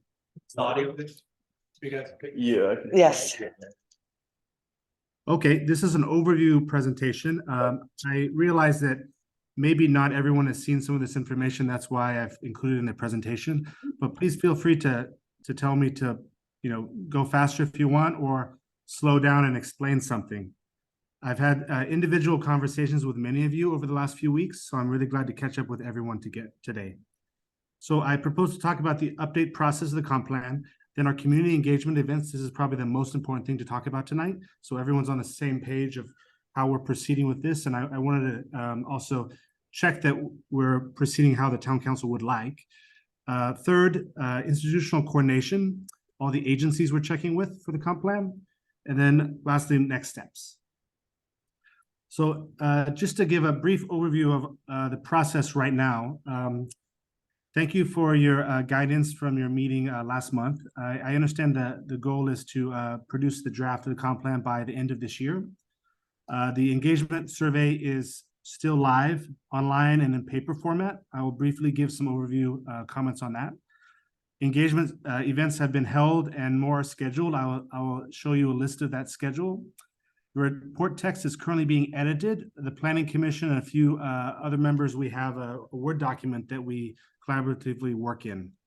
And we will be working on some material that doesn't really depend on later decisions already, so we can make progress. And lastly, I've already started on updating the maps, but I would like to highlight a boundary issue with the zoning map that we need to likely resolve first before I dedicate more time to the maps. So first, I'd like to talk about the strategic plan principles and goals. So this relates to two workshops we've recently had, but I just wanted to give you together the context of how the draft strategic principles and goals in the comp plan have come about. But of course, these are draft and ever-changing pending your feedback and the feedback from the community engagement. I was really glad that the town council approved the strategic plan because we referenced that for our comp plan. Comparing these strategic priorities to the 2018 comp plan key areas, you can see the left and the right. There's not a really direct comparison, but on the next slide, I started to pick out some key words. I started to pick out the ideas of character, stewardship, and growth throughout the strategic plan and also the comp plan documents. These seem to me to be really some underlying principles that the town has because they're really permeating throughout the existing comp plan document. For instance, I look at the land use area in the existing comp plan. We have goal 1, we have small town character, healthy growth, preservation, and historical role, all in one goal. So a lot of things there. Goal 2 is more about preservation, protection, and enhancement. I'll just quickly show these. This is historic, scenic, and natural resources. You can see a large mix, but this is really about preservation and protection. Moving on to economic development, you see a little bit more blue here. Economic development, increased tax base, redevelopment, new opportunities, but at the same time, retaining that small town character. So it seems like it's a balancing act. Then the developed community is the last area in the existing comp plan. There's not as much coloring here. You can see a little bit blue, and some of these things are subjective, but this area is really written differently than the other 3 previously that I talked about. So from that, Planning Commission and myself, we've talked about this a lot. And instead of having a linear approach to principles and goals and strategies, I've been proposing this weaving approach to have these 3 underlying principles on the left-hand side that cut across these 4 goals. And this wording has slightly changed through our 2 workshops so far. We've gotten a really broad range of feedback, and I'm really appreciative for all those members that have had a chance to attend so far. But principle 1 is really about small town character. Principle 2, fostering stewardship, more environmental aspects, but there's a lot of other aspects that stakeholders are really interested to steward. Enabling growth, we haven't had that workshop yet. But for instance, some stakeholders mentioned previously that maybe growth is not necessarily only about growth, but it's also filling the vacant storefronts and also, having infill development besides new development. So those are just some bits of feedback we've been receiving. Then looking at the vertical goals, build out infrastructure, making Scottsville a home that's really providing more housing options, creating community connections. This is really having to do with walkability, allowing spaces for neighbors to meet. We get a lot of feedback that people walk their dogs and like to meet their neighbors, but they can't do that if there aren't sidewalks. And they have to run in a ditch for a car to pass, and then they jump back on the road.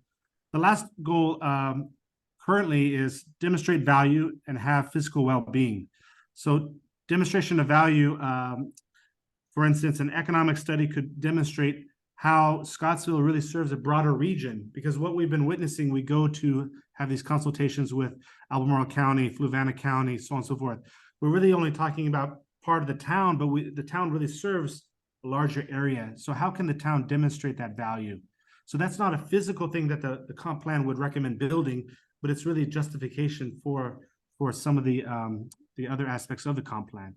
Then fiscal well-being, how are we going to pay for this proposals in the comp plan? One of the aspects that Virginia Commonwealth requires is to have a capital improvement plan. So we need to have a chart that says, if we're proposing, for instance, a mile of sidewalks be built in the next 20 years, how are we going to pay for that in the next 20 years? We have to chip away at it. Is it going to be $20,000 a year? Or is it going to be 100 feet of sidewalk is our goal per year? We have to have that by law in the comp plan. And that's really this aspect of physical well-being. And what are some other strategies to really support some of this needed infrastructure or other improvements in the town that the comp plan might be proposing? One thing that's been raised is real estate tax, for instance. This comp plan would not actually implement any real estate tax. It would perhaps mention the relevancy of discussing a real estate tax in the future. So that's just a brief overview of the goals and principles. I want to dive into community engagement really fast. First, the survey.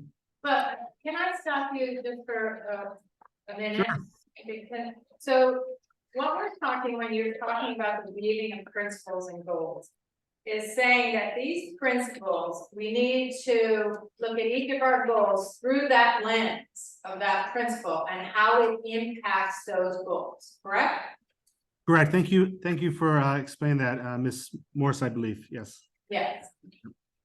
Okay, I just want to make it clear for the group what that weaving actually means and why it's important. Because those principles are very broad, and so they should apply to all of the goals that you have in the comp plan, correct? Correct. Okay. Yes, you're exactly on track.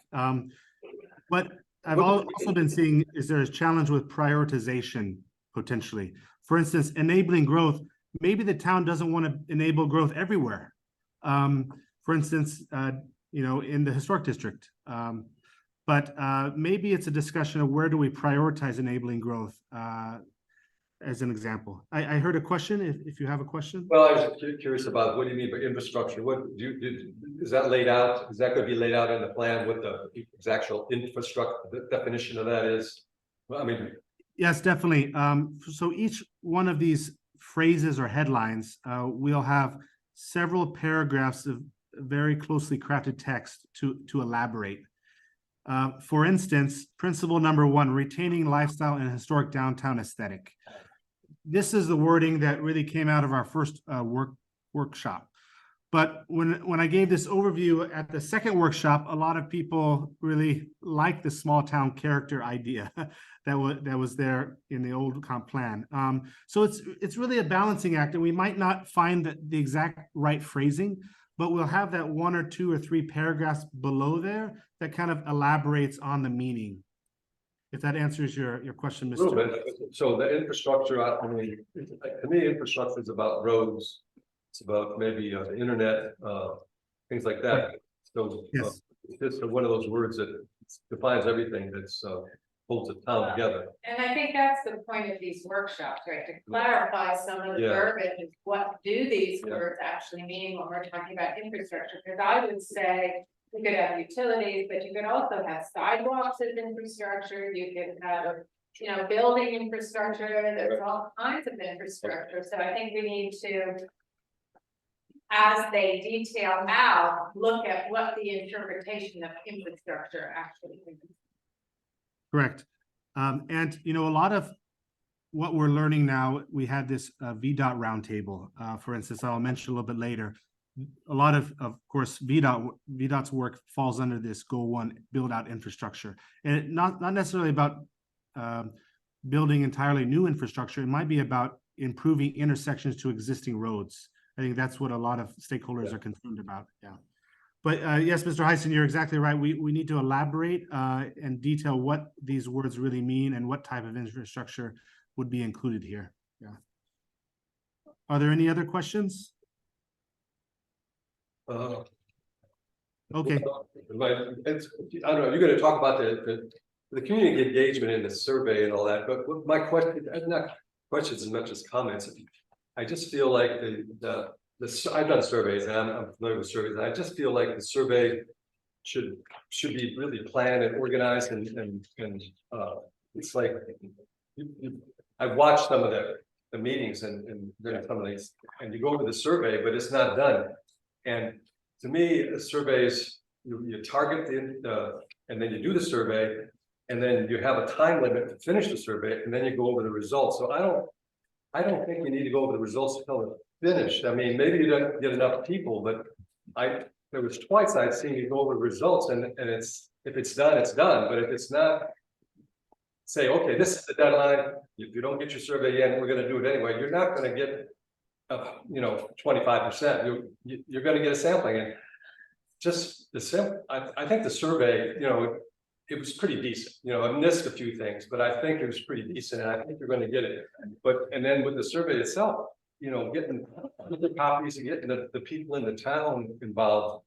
Because I think you got 4 times as many people outside the town and inside the town, and it's just I think that whole thing could have, Well, and with these community meetings, to have a schedule and. I mean, I'm being critical, but I do think we have a website and you could we've got community meetings here, and here. And we want people to come here, and here. And like these new community meetings, I don't think anybody knows about it, and they're not on the website. And we could put a sign up outside and say, hey, there's a community meeting. And I know you're out of town and it's really hard to do that, but I just feel like the communication with the town people should be front and center, I think, I know there's some in the library, but I couldn't find them in the library. The paper ones, but I really feel like I could deliver some to some of the neighbors who don't use internet. And I heard you only have one that was a paper copy, and I just feel like those are the people, those are our constituents, primarily for the. And I agree with every single one of your points, Mr. Heisen, actually. At our planning commission meeting last Tuesday, because Monday was a holiday, basically the planning commissioners committed to send out many more paper surveys, and also the Debbie, the chair of the chamber, she's helped Javier to put the surveys on the tables of the restaurants. So I think there's a real want from the planning commission to get more respondents. But if I can keep going, Go, I'm sorry. I'll just quickly show just a few slides on the survey, if that's okay. And this was as of last Tuesday, but we had 103 respondents back then. We have more now, but a majority of the respondents are from outside Scottsville. About a third live in Scottsville. Okay. And then how many people are in your household? We have a predominance of 2-person households. Okay. We asked 3 questions about your priorities. And I know that there was questions based on the raw data that was emailed to some. The raw data is just words. So SurveyMonkey allows us, they have this tool to count the words, and they make the more prevalent words bigger. Of course, town in the middle of this doesn't really mean anything, but we can see growth and businesses are quite big. Then in terms of the next slide, what is your first type of new business needed?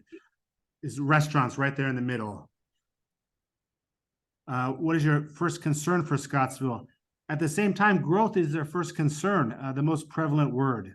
So I think this is really a balancing act, of course, about growth. Yeah. Are they talking housing growth or commercial growth, or both? Well, I have a slide on that. We did ask that, yeah.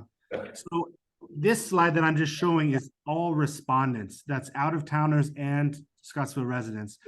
What type of housing would you like to see in Scottsville? The most prevalent is small, affordable, single-family homes. That's the orange in the middle. You can see this is really a bell curve here. I'll just quickly go through this. How much population growth do you want to see in Scottsville over the next 5 to 10 years? Here, I've taken out and only shown the town residents. These are only people that live in town. So basically, we have a large percentage want moderate growth. The one paper copy that I received was no growth, so I logged that into SurveyMonkey. And now we do have more respondents. But this does send a clear message of some sorts. But again, we have to read it again with the concerns that people wrote. They also have a concern of growth. Next slide, you were talking about what type of growth. So this is, again, town residents only. So you can see businesses, housing, industrial is not very popular, and other. The others, both of them answered they want a balanced approach, which we also see up above. So this is also quite a clear message between businesses and housing. There's not a lot of options here to choose. There's not a lot of sampling size at this point, only 23. But as the survey continues, we'll get more feedback. I also just want to mention all of the written in feedback was quite enlightening. These two are thank you for asking for input, so on and so forth. The subsequent slides really talking about various different things. You know, a balancing needs to come with growth, slow, thoughtful growth. Additional sources of revenue need to be found, so on and so forth. So these are in the slides. You can see here at the bottom is upgrade digital infrastructure. Yeah, these are individual people just writing in their concerns. Yeah. And this is just a sampling of those. Yeah. But if it's okay, I'll keep going into the recap on the workshops because I know Mr. Heisen, you might want to elaborate on what you heard. Yeah, that's okay. So I'm just showing this slide again. We showed this or a previous iteration that was close to that at the workshops, and at the workshops I also explained the comp plan process. And I did get feedback from people that they really appreciated hearing about the comp plan process. The first workshop was retaining character. So we had 7 attendees, and we did try to keep it small because we were really testing how this type of workshop would be facilitated. And as we progressed, the next workshop was bigger, so on and so forth. We were limited to 2 planning commissioners and 2 town councilors. And you know, basically the retaining character, the participants really wanted to shift to retaining lifestyle and historic downtown aesthetic. And also enabling housing choices shift to making Scottsville a home, but with some clarifying text. And at each of these work groups, we've had a scribe that writes down the key terms mentioned. So I put a picture on the right-hand side of what was written down by the scribe. Kelly was the scribe. Also at the workshop, they mentioned focus on assets and relationships. So I immediately thought if the strategic plan mentions a lot about the town assets. Yeah. Then we had the next workshop, fostering stewardship, on September 2nd. It was a Saturday. We had 11 attendees, a little bit bigger, 1 planning commissioner and 2 town councilors. We recapped the previous workshop, and that generated a lot of ideas and discussion. Half the workshop was really focusing on what had been discussed previously or the comp plan process. They were really interested in that. You know, some people said that, in their opinion, the previous comp plans have not been successful and new approach is needed. Participants thought the idea of small town character was very important and lifestyle not really capturing ideas. So this is just a recap. Second slide on the recap. They thought enabling housing choices was better than making Scottsville a home. So this is that wordsmithing that we have to get down to. They also mentioned town assets are worth stewarding and go well beyond just the natural environment. They really recommended workshop on businesses. So from that feedback, we're having this roundtable with the chamber and others, whoever is welcome. The feedback was broaden the survey reach. People at the workshop were not very happy with just 23 respondents from the town. And the language protect, promote, enhance. These all have to do with natural environment, but they can also deal with other things in town that need protecting. This is just a really brief overview, but Mr. Heisen, you were there at the meeting. Do you have any other things to say? Well, I mean, I helped do the last couple of comprehensive plans, and you know, I don't understand what the mean that the comprehensive plan hasn't been a success, because comprehensive plans are not supposed to be successes. They're just supposed to be guidance and just lay out some, like we did with the strategic plan, lay out some ideas and strategies. It's not a plan for everything. It's just these are the things we believe. These are our values. These are our principles. These are something.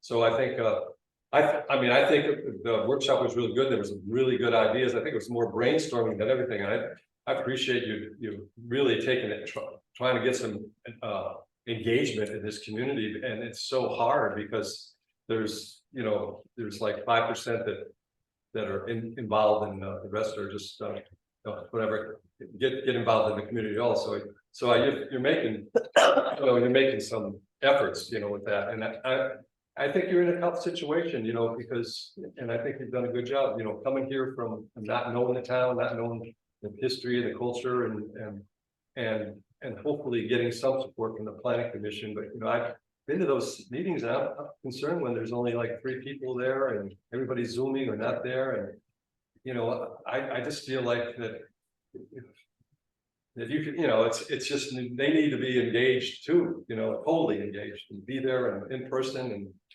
but you've made the best of it. I think you really have. Well, thanks for your observation, Mr. Heisen. Yeah, you know, those persons that gave their opinions on the previous comp plans, you know, that's not necessarily my view. I just kind of report on what was. Yes, yeah, and you don't have an agenda. I like that. Yeah, I try not to, you know, everyone has an agenda, by the way, but. You're right. You don't have I a try not to. Yeah, you're right. Yeah. But yeah, I mean, so far I've received quite positive feedback about the process so far in terms of workshops. Yeah.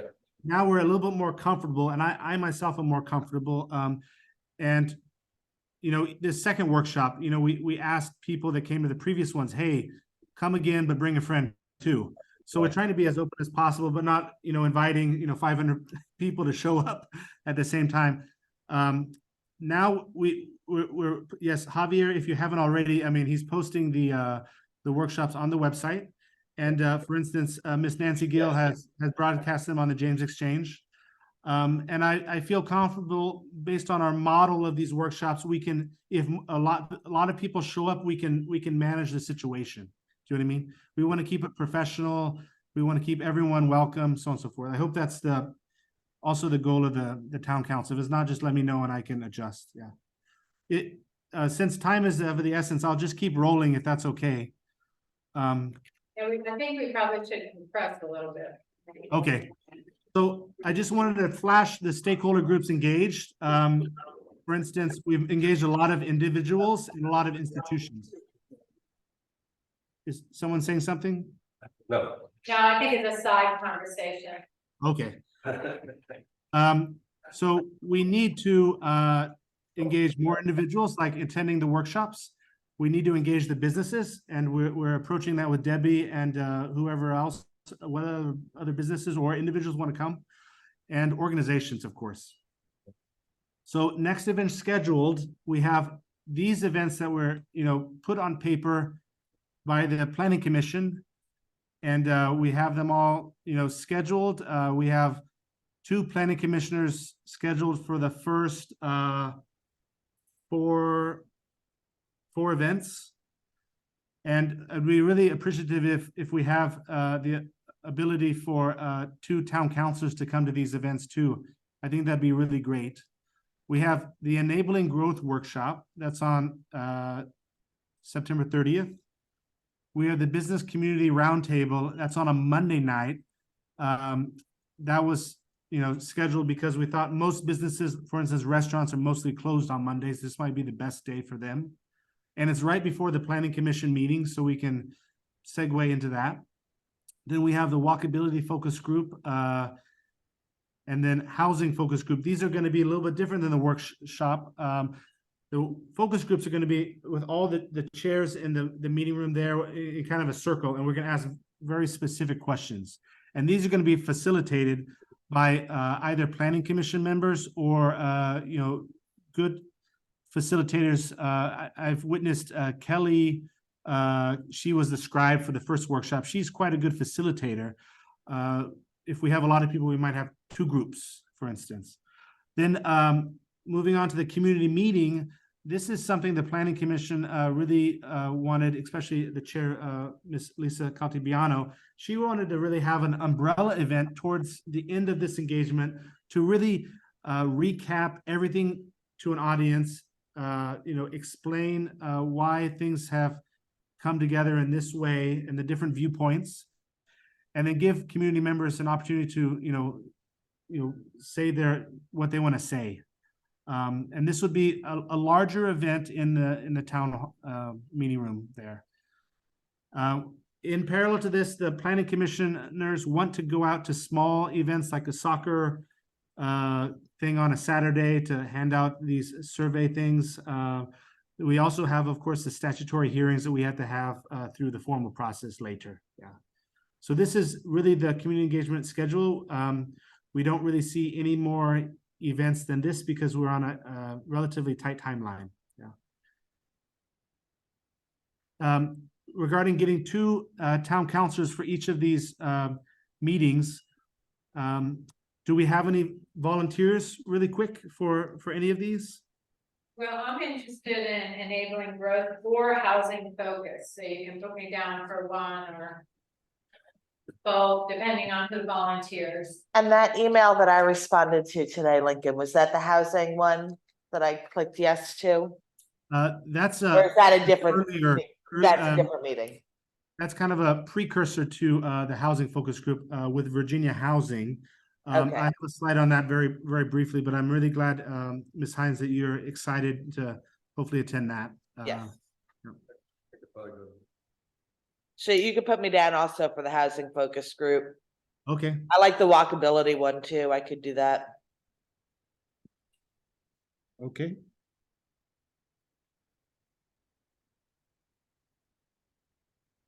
Business Community Roundtable, Mayor, I understand you're the liaison with the chamber. Yes, sir. Would you be available by chance that day?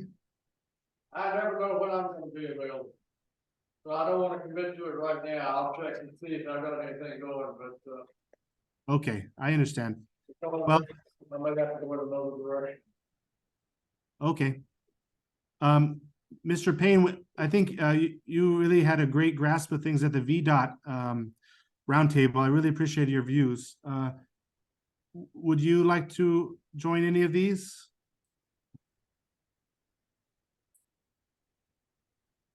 Or I can reach out to you separately. I can call you and we can talk about dates. Let me think about it because my schedule varies from week to week.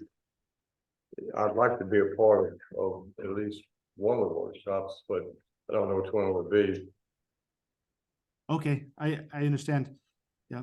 Well, Drop me an email and, let me know who signed up for what and what's left over, and maybe I can fill in okay. blank. Well, maybe I'll write everyone an email in a few days and just noting down who signed up for what, and we can see the gaps. Yeah.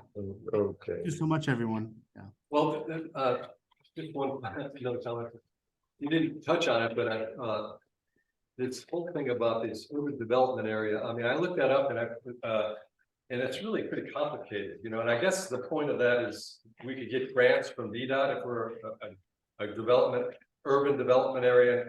That's the kind of thing that probably should have been on the survey, we want to become, and what does that mean to be an urban development area? I mean, I guess that would mean, from what I've looked at, it's really it means quite a big population or commercial or housing boom, and then we could get on that, and then we could get grants. But I spent a bit of time on that, but I'm just wondering if that's worth pursuing right now. I mean, maybe you could just mention it, but it's and the other thing is you spent a lot of time on the GIS, the boundary adjustment, and I think that might be something we could do in-house rather than going over that. But it's good information. I'm glad you found that, but we get a little bit more land in Scottsville now. Well, the land doesn't change. It's just how it's shown in the zoning map, just to clarify. I know Mr. Bowling is there. He and I already emailed about that, but I'll just keep going. The planning commissioners really want to engage through these events, especially the farmers market, for instance, Boys and Girls Club, so on and so forth. Okay, so they're reaching out to people to really let them know what's going on with the comp plan. Okay. Then I'll just quickly go about this town boundary. This is the zoning map that Mr. Heisen was just just talking about. It was, last updated in August 2021, okay?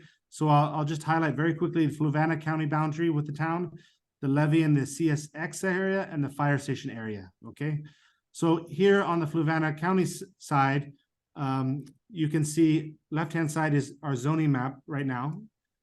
In the middle picture is, if I overlay the zoning map on other layers, for instance, Fluvanna and the state of Virginia, there's a lot of differences. So if you also look at the comp plan picture in the bottom right-hand corner, it's very pixelated, but you can say there's a gray area of the town outside of what's the zoning map showing. So this is a concern of mine because we're missing a sliver of the town, it appears. Yeah. So Mr. Bowling has recommended we go back to earlier documents. No, not earlier documents. You need to go to the key documents. You're not Yeah. So this GIS is just an indicator of the information. The legal documents are most important, of course. Yeah. Yeah. Okay. So basically, we also need to have the accurate information with Fluvanna County because their GIS, you can see the green line, it doesn't even go to the county boundary. So anyone that looks at the Fluvanna County GIS would be potentially misled or confused by that information there. Yeah. Looking down at the CSX and levee area, you can see in the top image, there's a large area that's not zoned, especially on the railway area. No zoning whatsoever in the zoning map. There's also some parking down there next to the river, so on and so forth, that has no zoning. There hasn't been a lot going on there previously, but there could be, who knows, in the future. You can also see at the bottom image, this is really comparing the different GIS layers. You can see the red line, Albemarle County GIS. You can see the black line, State of Virginia GIS. Basically, I understand from Mr. Bowling's documents that the county and the town agreed to move the boundary back from the middle of the river a few years ago, but somehow that's not right. Basically, what's the search indicated, legal search, was that the county probably owned a substantial amount of land along the riverbank, not town. And we reached an agreement where the town boundaries. We did this in 2018 by agreement that was ratified by the circuit court, approved and recorded in the land records, that the boundary is for the town is the riverbank, and the county boundary runs in the middle of the river, where it meets the boundary for the county for that. I understand, but yeah, it's just our zoning map does not match that new boundary. Right, probably because it just got updated. Yeah. So I'll just keep moving if that's okay. At that same time, I understand, Mr. Bowling, the fire station was annexed into town. So the Albemarle County GIS captured that, but the state of Virginia did not. Our zoning map is somewhere in between.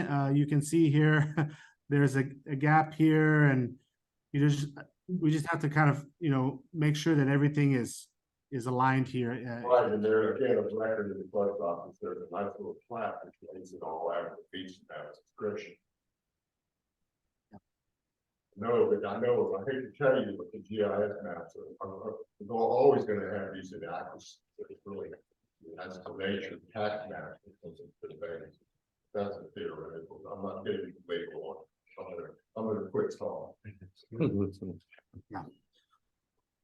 Okay, I'll just keep going. Institutional coordination.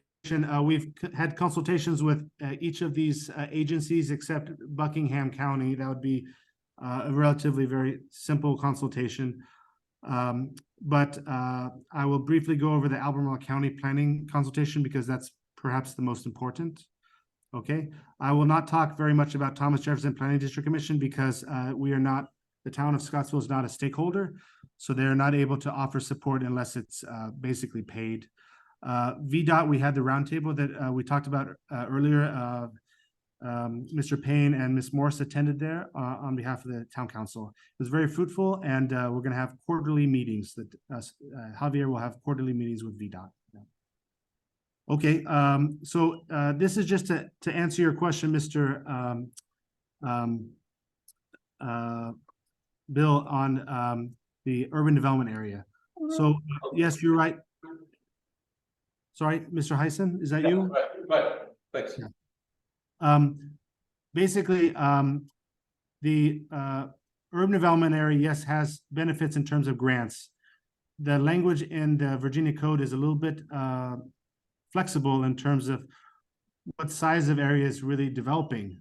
Scottsville does have some sizable greenfield sites that could be developed anytime in the near future. So that's the requirement that development could potentially happen, but there's also the benefits to the town. What we heard from VDOT is that, yes, urban development areas have the potential of getting more grants to study intersections, have, traffic studies, so on and so forth. So it is really a balancing act. And we do have to consult the different agencies if this is even recommended by them. Albemarle County did tell us that they saw benefits. They are checking some things and going to reply to us officially. So this is just investigating the potential for this. If it doesn't pan out, or of course, town council would not agree with this, we would not pursue it, but we do see a lot of upside regarding the grants.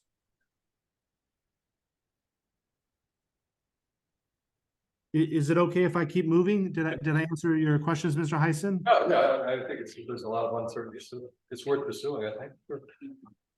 Yeah, we really don't know a lot Yeah. about it yet. It's just collecting information. Yeah. Okay. This is the Albemarle County consultation that Javier, Ms. Caltabiano, the planning chair, and I attended on September 5th, last week.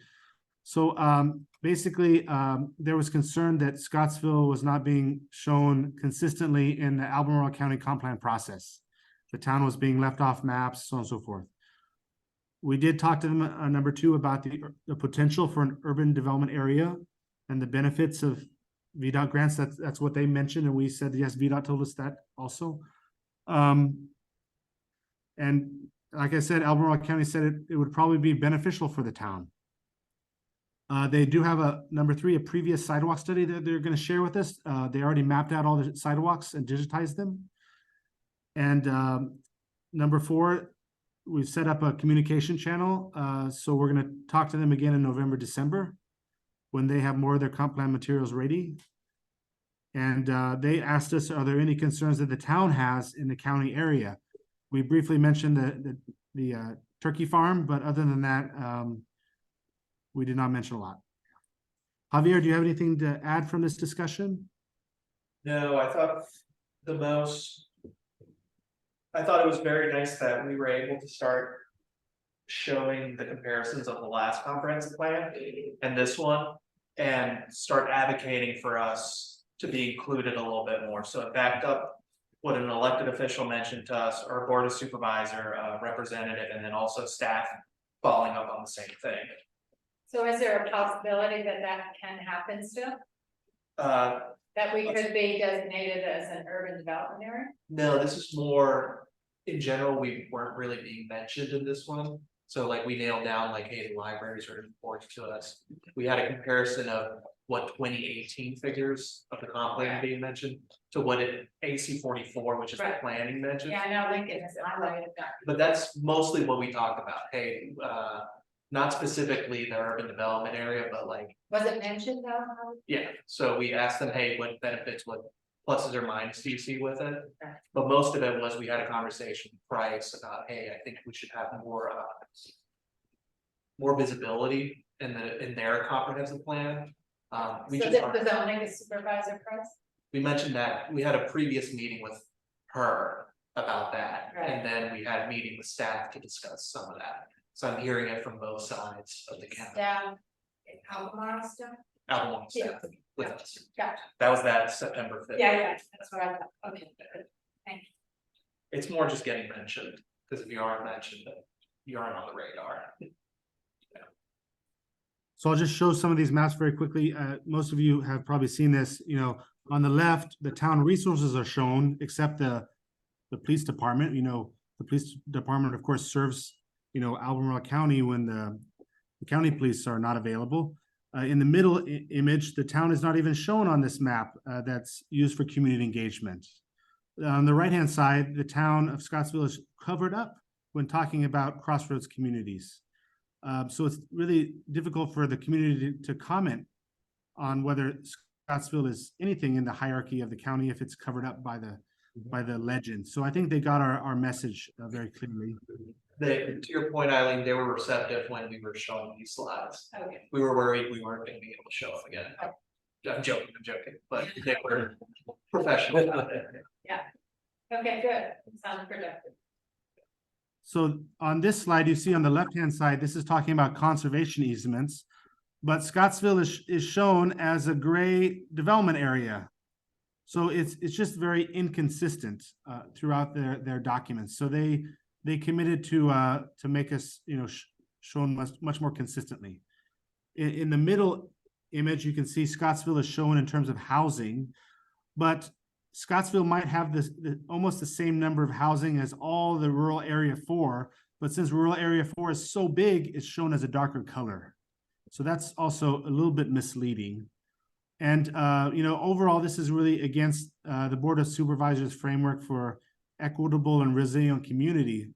How can they not show their only incorporated town in some of the maps it's missing? So I think they really got the message, and we're talking in a collaborative way, and we'll continue to talk to them. Yeah. Right. They're gonna work on it. Yeah. For instance, we also talked to them about the difference between the county's development areas and the rural development area. So some of you might have already seen this slide, but basically they count Scottsville's population together with the development areas, but they show Scottsville as a rural area. So this is, again, misleading.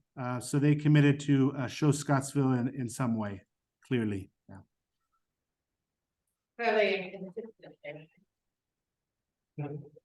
Sorry, I couldn't hear. Clearly and consistently. Yes, very inconsistently.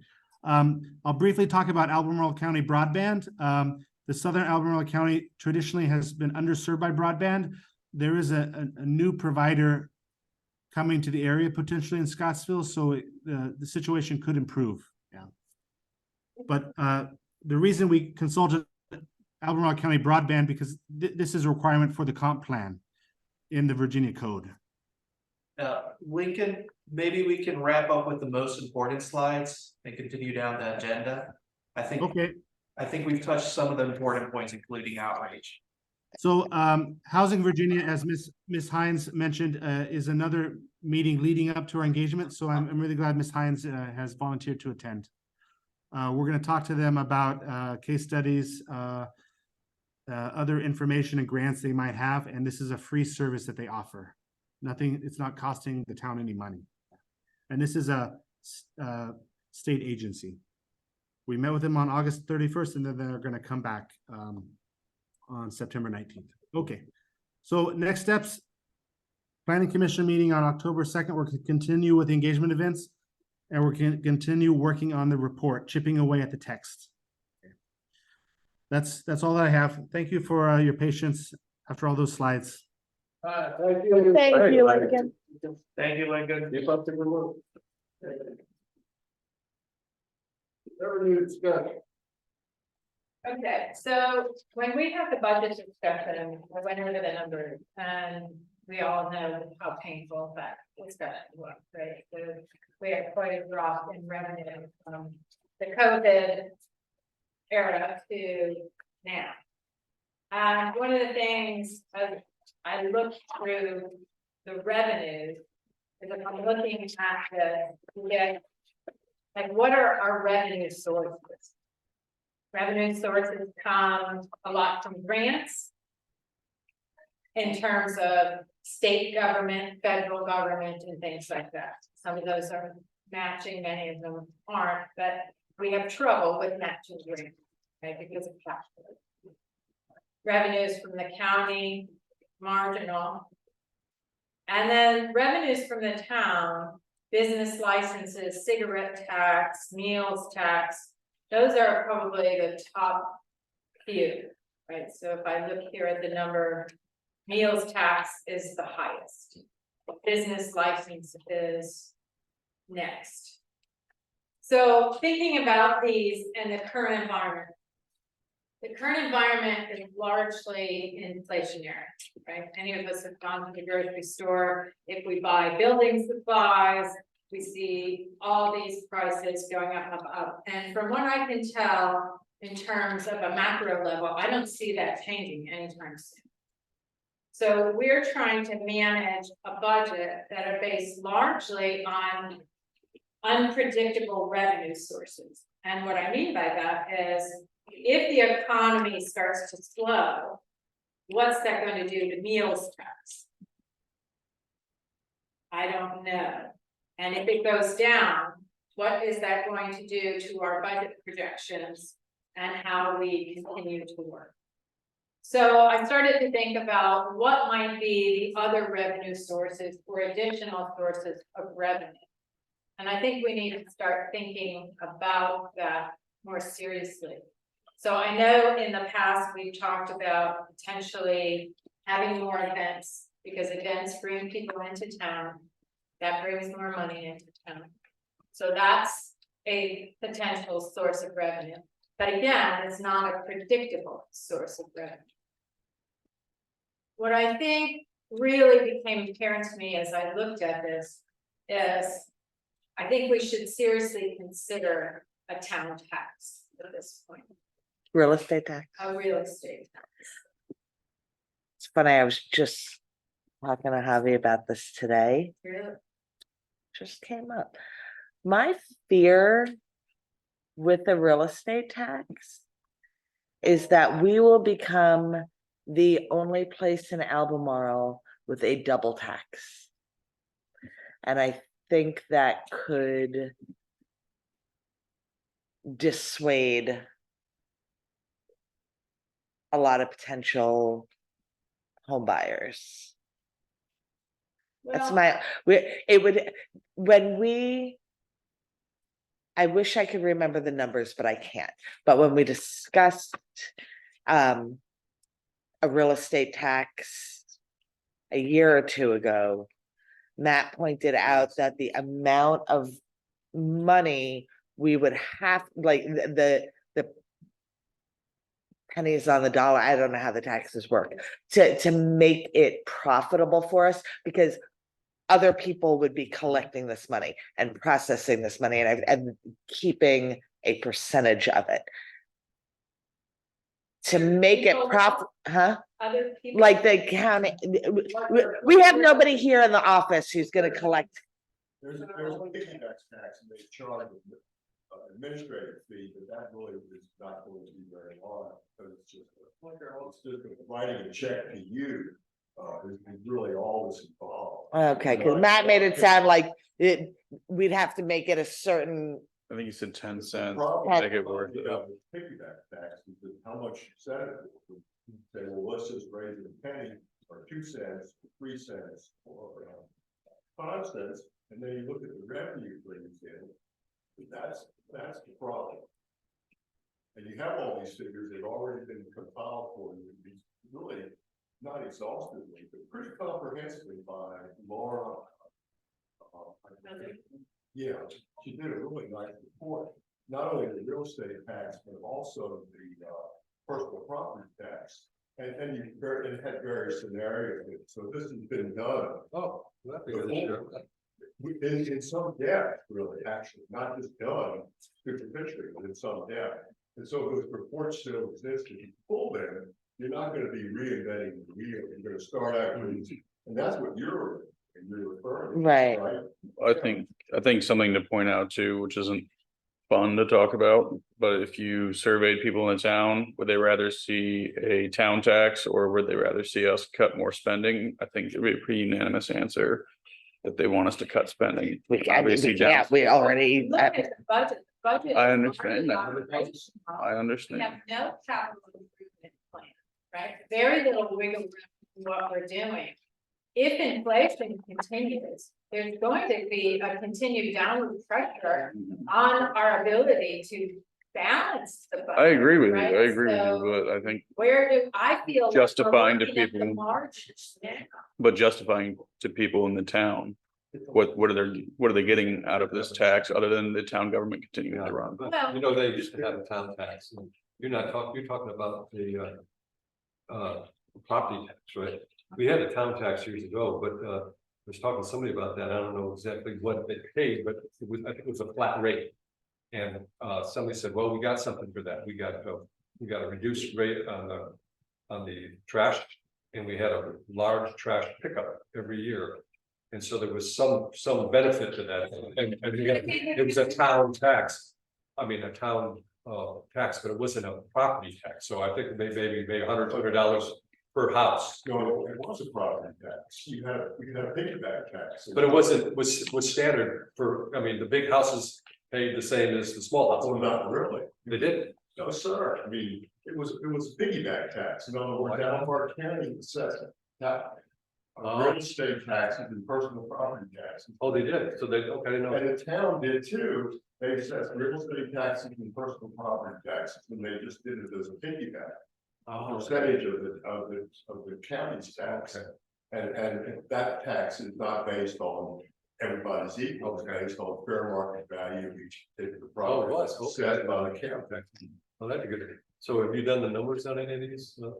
Well, these numbers have been done. Oh, they have been done, so the more. The latest numbers I had were from Kevin with the government service. Okay. Right, so, and I think Matt was involved in that too. So if you had, and just to give you some more background, the Thomas Jefferson Planning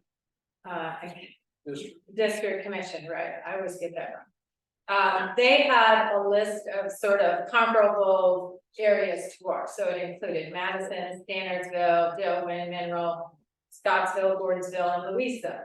And when I reached out to those communities, most of them have a town tax. So it's maybe unique to Albemarle, but it's not necessarily unique to the surrounding communities. So we would not be very, off in implementing something like that. But the thing that I think it would give us is at least a yearly base that we know that revenue is coming in year on year.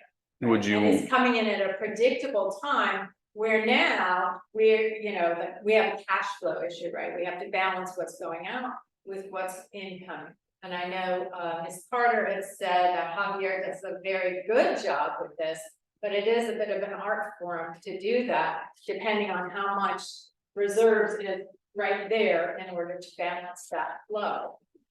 What amount of money do you think? Because I remember, I think Matt's last discussion, correct me if anyone remembers differently, I think 10 cents would be the number that would make it worth doing, I think, revenue wise. And at that level, I don't think it was a hugely significant amount of money. Yeah, so the numbers that Kevin had raised, I think were 10 cents per $100 of taxable value, right? So based on that rough numbers, Albemarle has a certain amount of taxable real estate here in town. Savannah has a certain amount that totals to about 80 million. That would mean at a 10 cents tax rate, we'd be looking at 80,000. That does not include necessarily the two new development areas, right? So we have Bird Street coming in, right? And we have, that's right, East Village coming in. Would you want to reduce the meals tax to a comparable rate? I don't want to keep taxing our community just because we want. They're different to us. They are different. It's a great point, Alex, because I think if we could raise it, first of all, people have talked about if we tax an individual, they'll be more engaged in what's going on in the town because it's their tax money, right? The second thing is if we could reduce that business tax, the meals tax and other things that we had to raise to the maximum, I think it would indicate we're a more business friendly environment. I also think it'd be a great way to sell the tax to the people in the community. We're not you're not trading necessarily money out of your pocket. We're trading stability for, you know, what we have is chance essentially now that people will come and eat. So if you reduce the meals tax to a level that was comparable to what you would make, you know, but you're just trading stability, not necessarily gaining money, which I think would be easier to sell than just a town tax. Well, and I think if we work it correctly, we can also direct this money to certain things to show where the community is getting that, right? And I think this dovetails into the concept of growth, which I also wanted to touch on in a discussion. And I don't know how to do this, because I think it's going to be a longer discussion than certainly what we have time here for here tonight. But I would like to talk about the opportunities of potentially having more homes up East Village. Mr. Armstrong came in and talked today about Bird Street and what's going on up there. But it's my understanding that there still might be opportunities up in East Village to talk about what that community would look like. I had a picture, I don't know where it is right now, that Matt had left me about a different version of what that community would look like there, with potentially more housing opportunities. And I think that's a discussion that we could have. I think that dovetails with the discussion on revenue. And I think it's a broader conversation that needs to be discussed in terms of the future and the growth of Scottsville. I do know that some people have said they don't want any growth, but I think there has been some indication that, and at least for the people that I've been talking to, that there is growth, a desire. I think an important thing to to point out is that that big section of that chart was small, affordable. Yeah. Those houses will not be small or affordable. Not in the current. I agree, yes, which But if is we something to dig into. negotiate a different kind of plan, then maybe we can mix small, more affordable. Seems nothing is affordable today, but small, more affordable with the larger affordable. Mhm. You're assuming that the developers will. Yeah. Plans for. No, and you're right. I'm They could- assuming what. They could submit their own. The developers gonna let us make those plans for them. I guess we do that by zoning and special use permits. You know, I asked, that group. I guess it was maybe 3 years ago there, because it's been a year and a half since we passed the First Street. It's been a year and a half for that. I asked them a year prior to that, what they were gonna sell their homes for, and they couldn't tell me. Now that their website at the time said, I think the average price was around $425,000. Yeah. They weren't aware that was on their website, or they didn't want to say. So these homes at Bird Street, if you get them for 5.5, you'd be lucky. Well, I think it'll be a good test for development in the future here too, which is why I'm kind of cautious on pushing forward on other stuff until we see how they turn out. Which I'm sure they'd be fine houses. Yeah. But are The they? interest rate 7.25 now, if they have one for sale. Mhm. Is that But going to again, change? what you pointed out first, though, is getting a developer to agree to build small and affordable, which I think the only way to do that would be to sell lots to individuals and they can build their own thing on it. But why would they do that? They make Yeah. money building houses. Yeah, So, right, you're not gonna chill building. But you know, there are other communities, and we talked about this, I think, with at least some people in government services, like. Over in Fluvanna, near the Dollar General over there, they do have duplexes over there, and they're cute little duplexes. Right, and they have a whole section of it, and then behind them, they have full single family homes. mhm. But I think if we can talk to the developer, do it collaboratively, paint a vision for something maybe different for the town. Would you all be open to it, and can we have those discussions? I'm open to any discussions. However, I did just do some math. And another thing, what Alex pointed out was that the vast majority of people wanted small 2-3 bedroom houses. The other thing was more than 80% of people said moderate growth. We had less than 10% of people say no growth, just a little over 10% say a lot of growth, more than 80%. Fine, moderate. The math I just did with 36, and it obviously very rough figures in my head, but 36 houses on Upper Bird, and then 45 houses on Blenheim with an average of 3.5 people per house. You know, it's gonna be couples, it'll be people with kids. So 1 or 2 kids, you know, I just averaged it out to 3.5 people per household for the 36 and 45. That's almost 300 people, Right. which is more than 50% of our current population.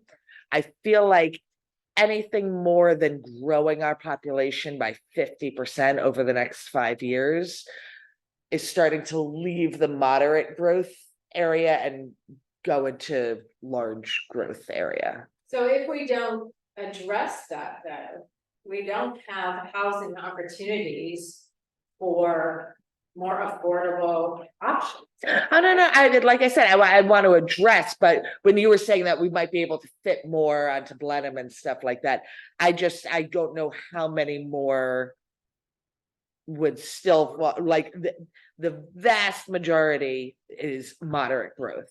And how many more houses can we put and still consider it moderate growth as opposed to a lot of growth? But see, Probably wouldn't have any more, we just have some smaller ones, we probably still have about the same amount, we wouldn't have much more, because you can only go so many. I think that You can't it's go more than scenarios. 50. You can't go more than 50. if I can interrupt you here, I think By the right. point Eileen, I'm gonna speak for you, tell me if I'm wrong here, but with this development coming in, we have limited space. So this would be something we'd have to hit That's right. with this SUP if it's gonna happen, because it can happen after they go in, depending on how they configure the apartments. So I'm not, The apartments. or the houses, sorry. Is the- Because it was my understanding that when they pulled out, and this was a while ago, I think you were here then, when they pulled away that STP, when we first started talking to them, Yes, They- you paid for which area?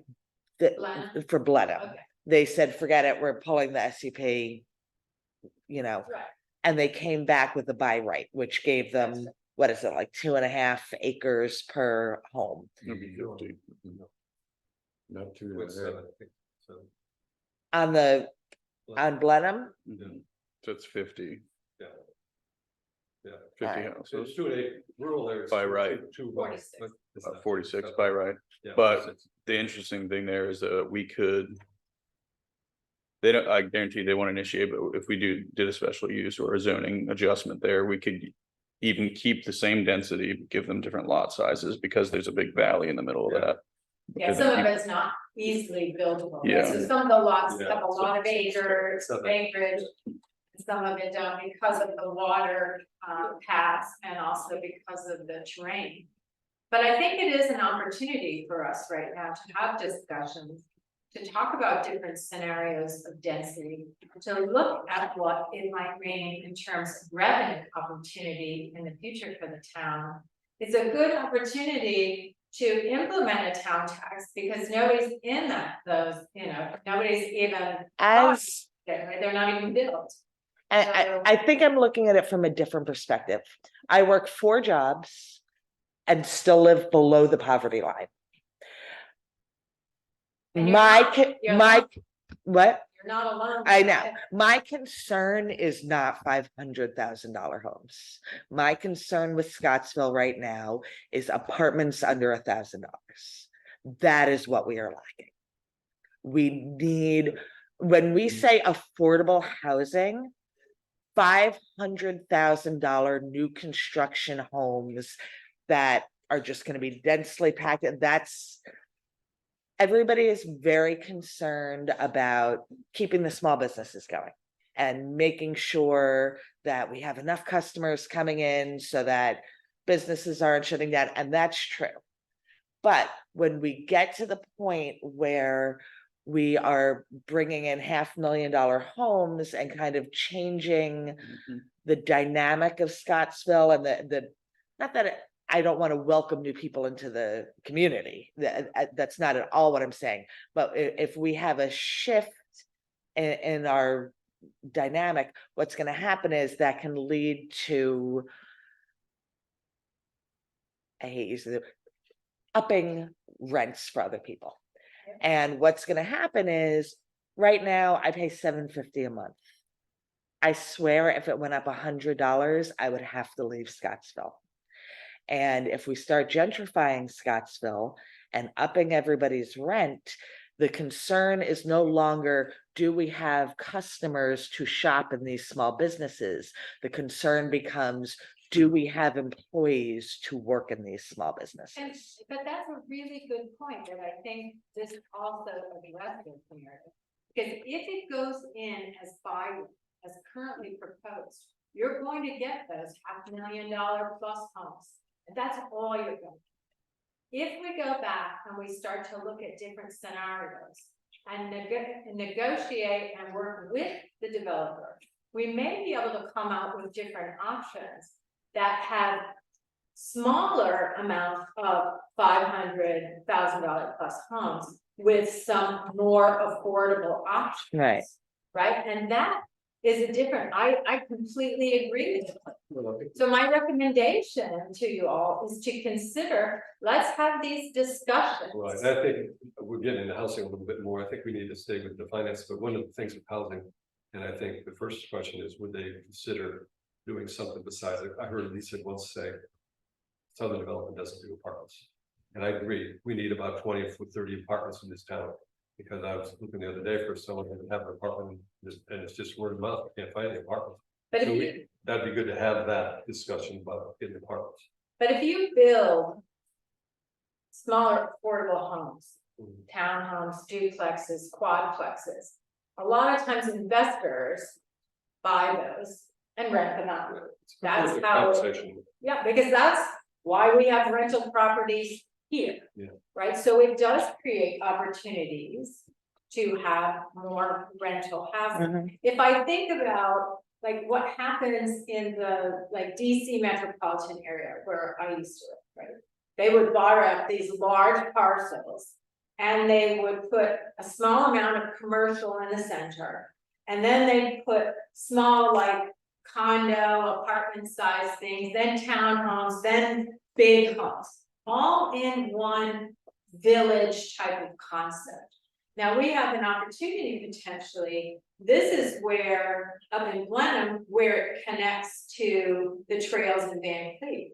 You could be able to walk from a community like that into town, walk up there. There could be a daycare center in there. I mean, there's lots of options that we could look at if the council is willing and open to have those discussions, to look at the scenarios. Matt did a great job. He left me with a picture of sort of what he thought was an opportunity in that area, which showed like more parks and green spaces, a bit higher density, trails that come through, adding potentially land to Van Cleve. All kinds of things are possible if we're open to that discussion. This is something we could keep on talking about all night, and Yeah, I it's know. important, we do need to talk about this more, but not necessarily tonight. Okay, so how do we have those? We have we 10 years ago, we approved 35 houses up here in Paulette Town, somewhere that way, and that's the first one been built. Yeah, they're dragging it. 35 single family homes with walking trails into Van Cleve, so people didn't have to drive into town, they could walk from up there. Approved it.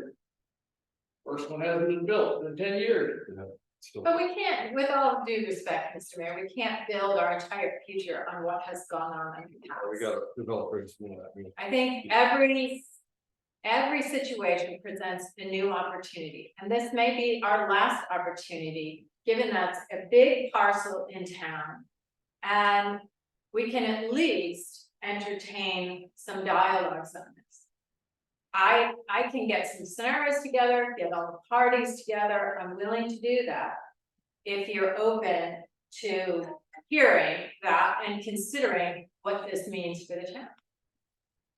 I think Southern, last time I talked to Mr. Armstrong on another matter, he's all excited about what he's got able to do over there. He doesn't want to change. I don't think they do, I don't think that, and that's true too. Approach, talk to him, that's fine, that's right, Yeah. you do that, but, Okay, so what would be the next steps then, if I do See that? if he's open to doing some besides houses. Right, I think, we're the planning commissions, Or even a medical. So. the planning commission's responsibility to talk to any developer rather than the council pushing the developer. so Dan, then can we work with the planning commission to do that? Sure. Well, Just, I want you to know, have planning commission call Mr. Armstrong and say, how things going, you know, what are we gonna do with the property? What are you seeing right now? The way the economy is, what are your plans? Then you come back and say, haven't changed your mind, what we're gonna do it, or, you know, and then when you say, well, are you looking for some suggestions? And, you know, I want to be clear, I'm not for or against. What I want to do is make sure we explore the opportunities because we've missed opportunities in the past. And I don't think we should miss this opportunity. So I can work with the planning commission to set this up and look at some scenarios and what it means. I think we can do it with a lens of potentially town tax, what it means for the town with the additional growth. If we implement a town tax, and the towns that I looked at had taxes more than 10 cents on the $100 worth of value. That would mean if you have a $300,000 home, you pay, I think, about $300. Right, so we're not talking big money. We could implement an opt-out for people who really can't afford that. You can't do that. No, you can't. No, I thought other places have tax. you can do. Opt out of you can do certain taxes? categories. Over 65 and so. Well, that's what I If mean. you don't have any money, you can't, you got a piece of property, you're still fair market value, you tax it 100% of whatever that fair market value. But what I mean about opt-out is exactly what you're talking about, Mr. Bowling, is having different categories of people, if they fall in those categories. Right, but they're limited in what you have, the Right. amount of opt-out is not very big. I'm pessimistic, but that's the reality. One of the things that, talk about revenue that I think you could explore, is get a projection of what will bring in from the, car wash. I'm sure they had some projections, and you could probably get with them, but I think, I anticipate that huge revenue from them once they get going. Meals tax and also business tax, and, I think that's gonna be a big one. But And it's they probably still- know, they're not gonna build a couple $1 million car wash without having a projection of what they're gonna be making, so they know what they're gonna be making, and they're gonna make, I mean, we've gone the extra mile for that, you know, so find out what before we do any, I'll have a meeting with them, in fact, I'm going to talk to Yeah. them. find out what they project per year, and then we could just do the math. But this is still not a predictable, right? No, but it's. It's a business tax dependent on the economic. People wanna wash the car. Yeah, I can't imagine a gas They're gonna go. station And they- that they'll never serves build- food and has a car wash and not Others out of doing business, well. yeah, People, they'll- people are, Inflation keeps on the way it is. You just said, Meredith, that if your rent goes up $100. I work 4 jobs and make 22,000 a year. I'm not the exact. I don't even have a car. I can't afford to have a car. But but somebody who makes 60,000 a year. If milk goes from 369 to 409, is still gonna get a car wash. You know, I maybe not everybody, but But it's not I that- can't imagine a gas station. Nobody's gonna stop by gas. I mean, even if nobody's gonna stop buying gas and nobody's gonna stop buying coffee. So even if, you know, Yeah. Let's move Hey, on. I'd like to, Okay, No, I just want to suggest that we table the next two. Because I don't think we're together yet and they're not together yet. The towns, the Parks and Rec Committee, if we vote on that next year, we get that going. And we might not even need the MOU. And of course, the MOU, maybe you could weigh in on this, but this MOU is, we're dealing with a volunteer group. It's not even an entity. And I think they need to get their stuff together. It's like, do they have a board? Do they have officers? Do they have a mission? Do they have members of meetings? I just think that it's not like scam. Isn't MOU supposed to be between two parties that are legitimate? And we don't have either of them legitimate. I've been talking about what an MOU is. Essentially, it's a non-binding. Yeah, so why are you enforceable against either party? So why are we? What you have here are some folks, for whatever reason, that want to do some heavy landscaping for free in their spare recreational time. Well, we could work with them. I don't. Tens of thousands of dollars. I went through this thing and I just like, So basically an MOU is a non-binding agreement. That's not legally enforceable by either party. It's one step beyond the gentleman's agreement. But that's exactly what you have with the MOU between the town police and the county. Do we have an MOU? I with any- like the fact that they're bringing volunteers and they're gonna get approval, they're gonna get a member on the Park and Rec Committee. I think that's all we need, and then we can work with them there, and we can help them out. We have partnerships, with a lot of folks and other nonprofits. Do we have an MOU with another nonprofit? And is it even a nonprofit? It's not so much volunteer. But what the MOU does. That's the thing. We could do that. We don't need them. Wait, I say here. I'm sorry. Document and a contract. Yeah. It's one step beyond a gentleman's agreement, which basically is two people talking back and forth saying, yeah, we should do this, all right, we'll do it. But all this does is lay out the terms of what's going to be done. And then you sit out and say, it's essentially, it's non-binding and it should be no obligations on either party. If whatever the other party says they're going to do doesn't occur. But in this part that I read, Jim, let's talk about supplying supplies. It's not binding. Well, my recommendation was let them bring their own. I agree. Yeah. I agree. And then there's also Gotta have inventory. the word funding. So that, or you have to have something written into the agreement saying that after the inventory control is done, somebody's gotta be responsible for any loss that occurs. Yeah, Okay? awesome. But you can change that, but basically, you can have an MOU with just about anything that you figure out could be beneficial to the town. Yeah. Are we gonna, you guys wanna talk about Still, this? Let's I was just gonna- talk about next time. Are they actually gonna show up and do the Yeah, I heavy know. landscaping in their recreational time? And you got 15 shovels up in the shed to go along with the 15 picnic tables down here. Now, the word funding showed up, That's just. and that should have, No, you shouldn't even be there. Well, but see, this is not a final agreement, this is just what was presented. As a point of discussion, to begin discussion, if you give it to me, and you want an MOU, it's not gonna look like this, I'm gonna have something in it, and put my standard MOU set it to. This MOU is not a legally enforceable agreement, it's non-binding on both parties, it may be terminated by either party at any time for any reason.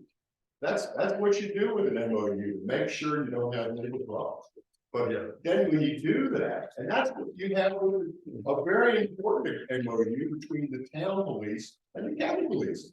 But in the end, that MOU is not worth the paper it's written on. The only value is the relationship between the town and the county police department in doing what they say they're going to do. If they don't do what they're going to say they're going to do, there's no legal repercussions for that agreement. You following the thing? I do. And that's what you want with an MOU. It's just kind of it's one step beyond a gentleman's agreement. If these people somehow get 10 folks volunteering every weekend to go out and clear brush you've got two essentially wilderness areas, the Van Cleef nature area, and then you just got one you bought over here next to the factory.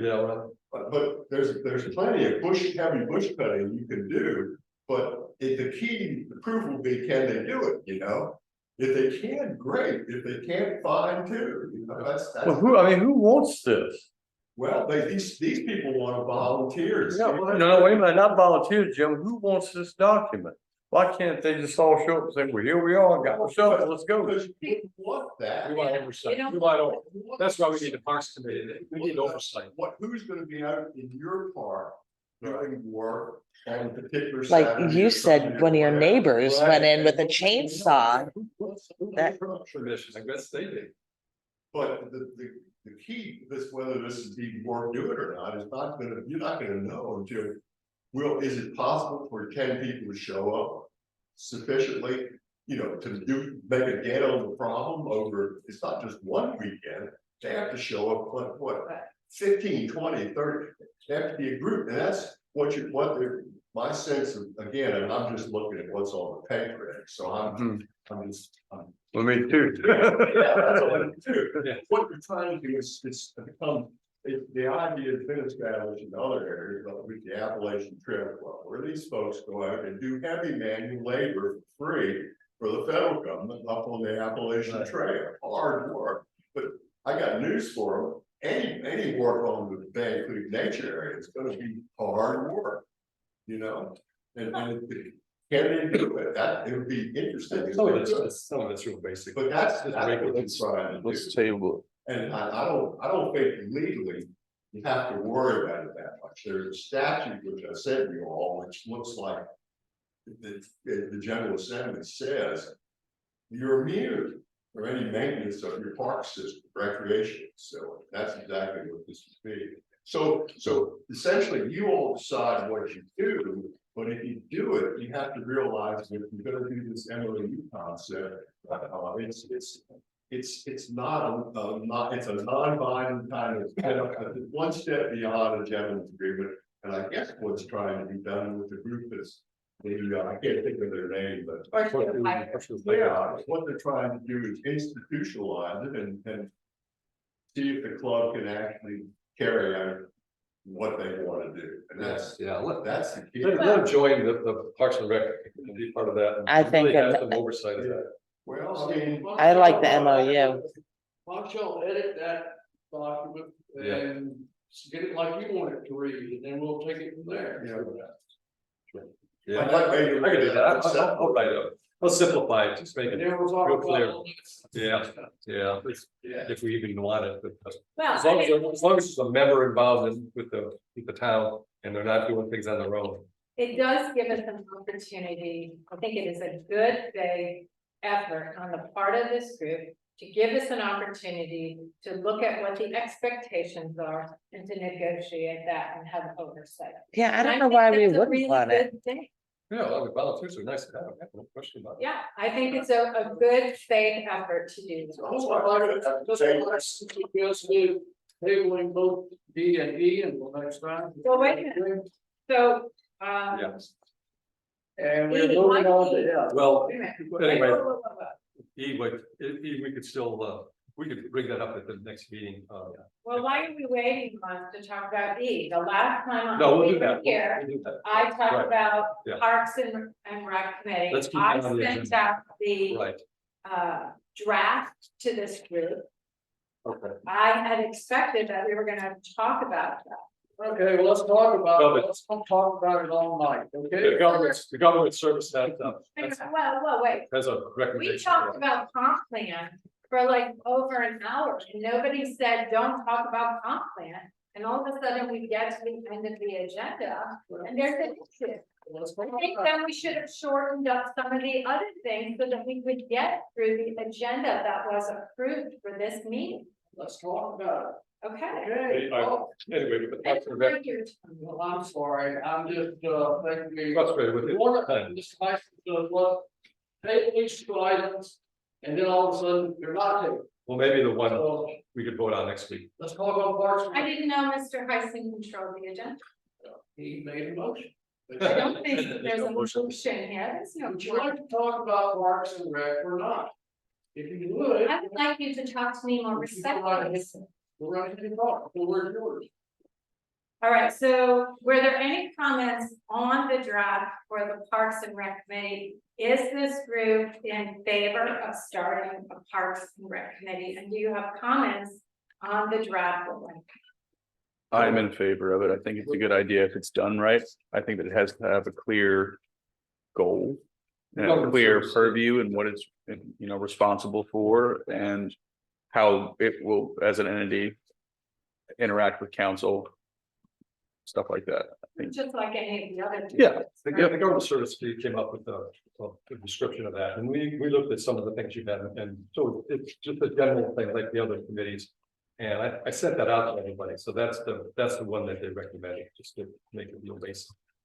Taking care of the parks and you know, maintenance and stuff, I think I set it up. So government services. Yeah, it was part of it, and that's, and Where it was on, no, they were on board with it, or what? they're on board with it, and they like the what was, and they used what was submitted about 5 months ago, and it never got approved. So it's I sent it out today with the government service, so that's the, It's part of that. Yeah. Committee charter, the smaller paragraph, So not is, exactly the two, yeah, the document you Yeah. shared.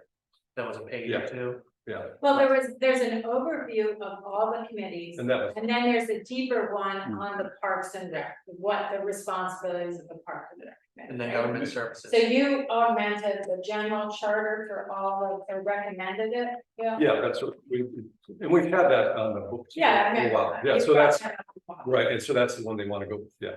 So- Okay. And so That's what I remember. can we vote on this next session? Yeah, I think we should. Yep. Okay, and as a follow-on to that, I'd like to share with you all another proposal. I will not necessarily go in depth because you haven't had time to look at it. But a committee for emergency preparedness. Can we more postpone that?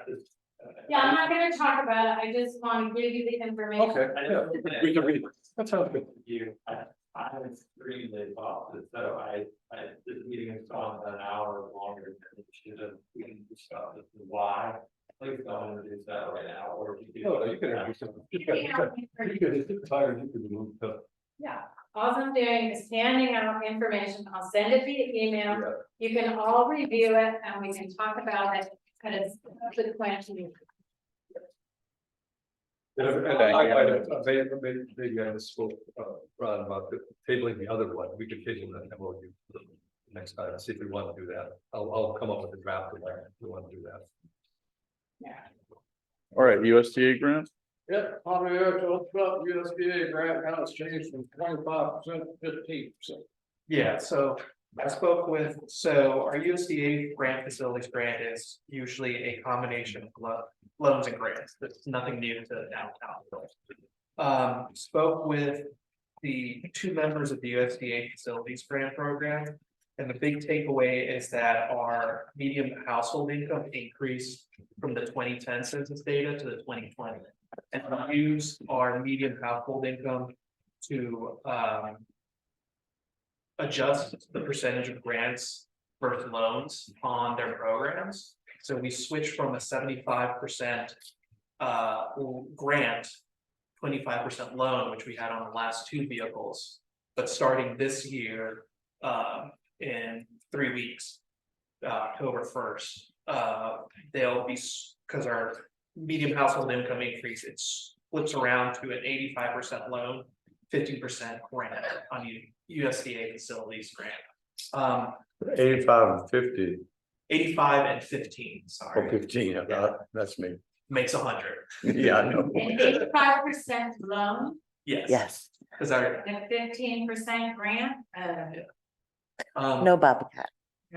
so what happened is they wrapped up their grant disbursements for this year. Their fiscal year starts October and then rolls around, so they're a few months after us.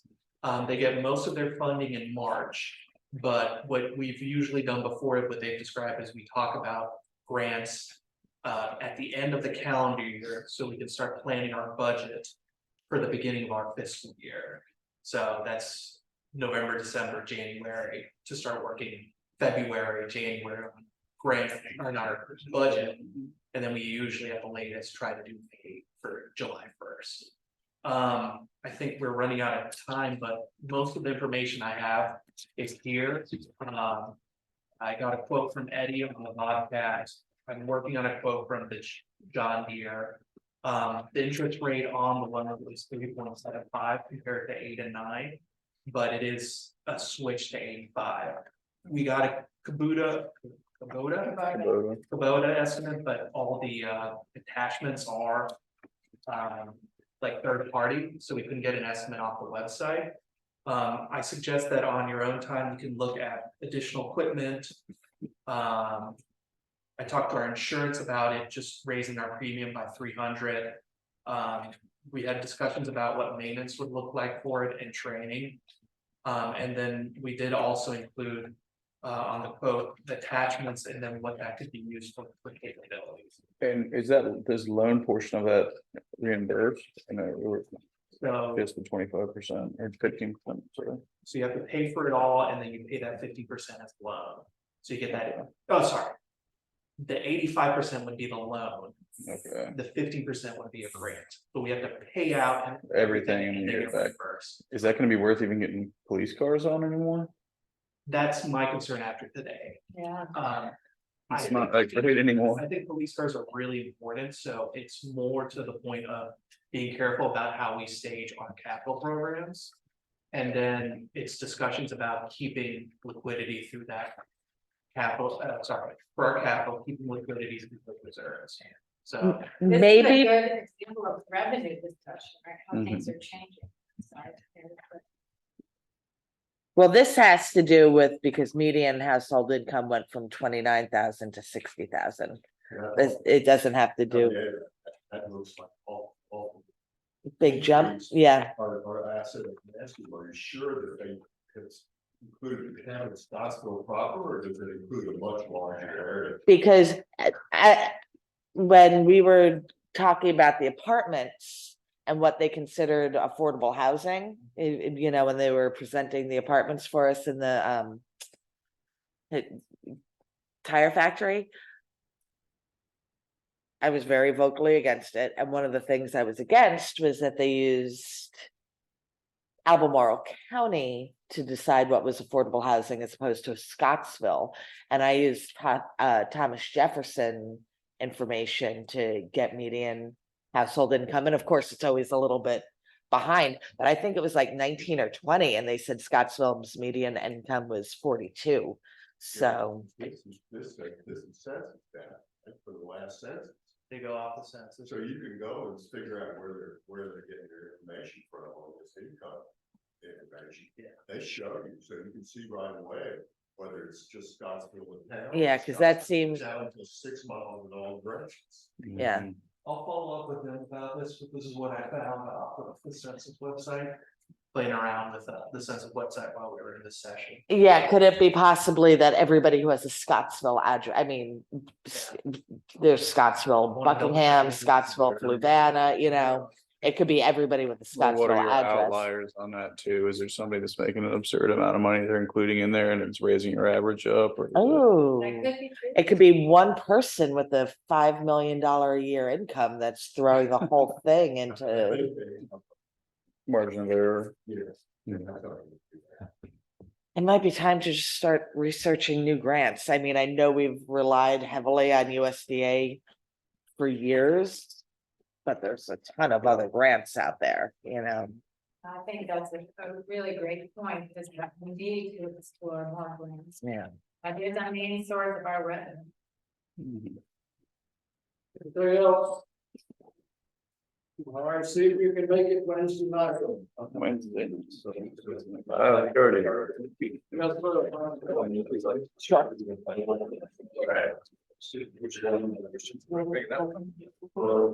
Ready to do it? It probably was, I get Just going to my important document. I know.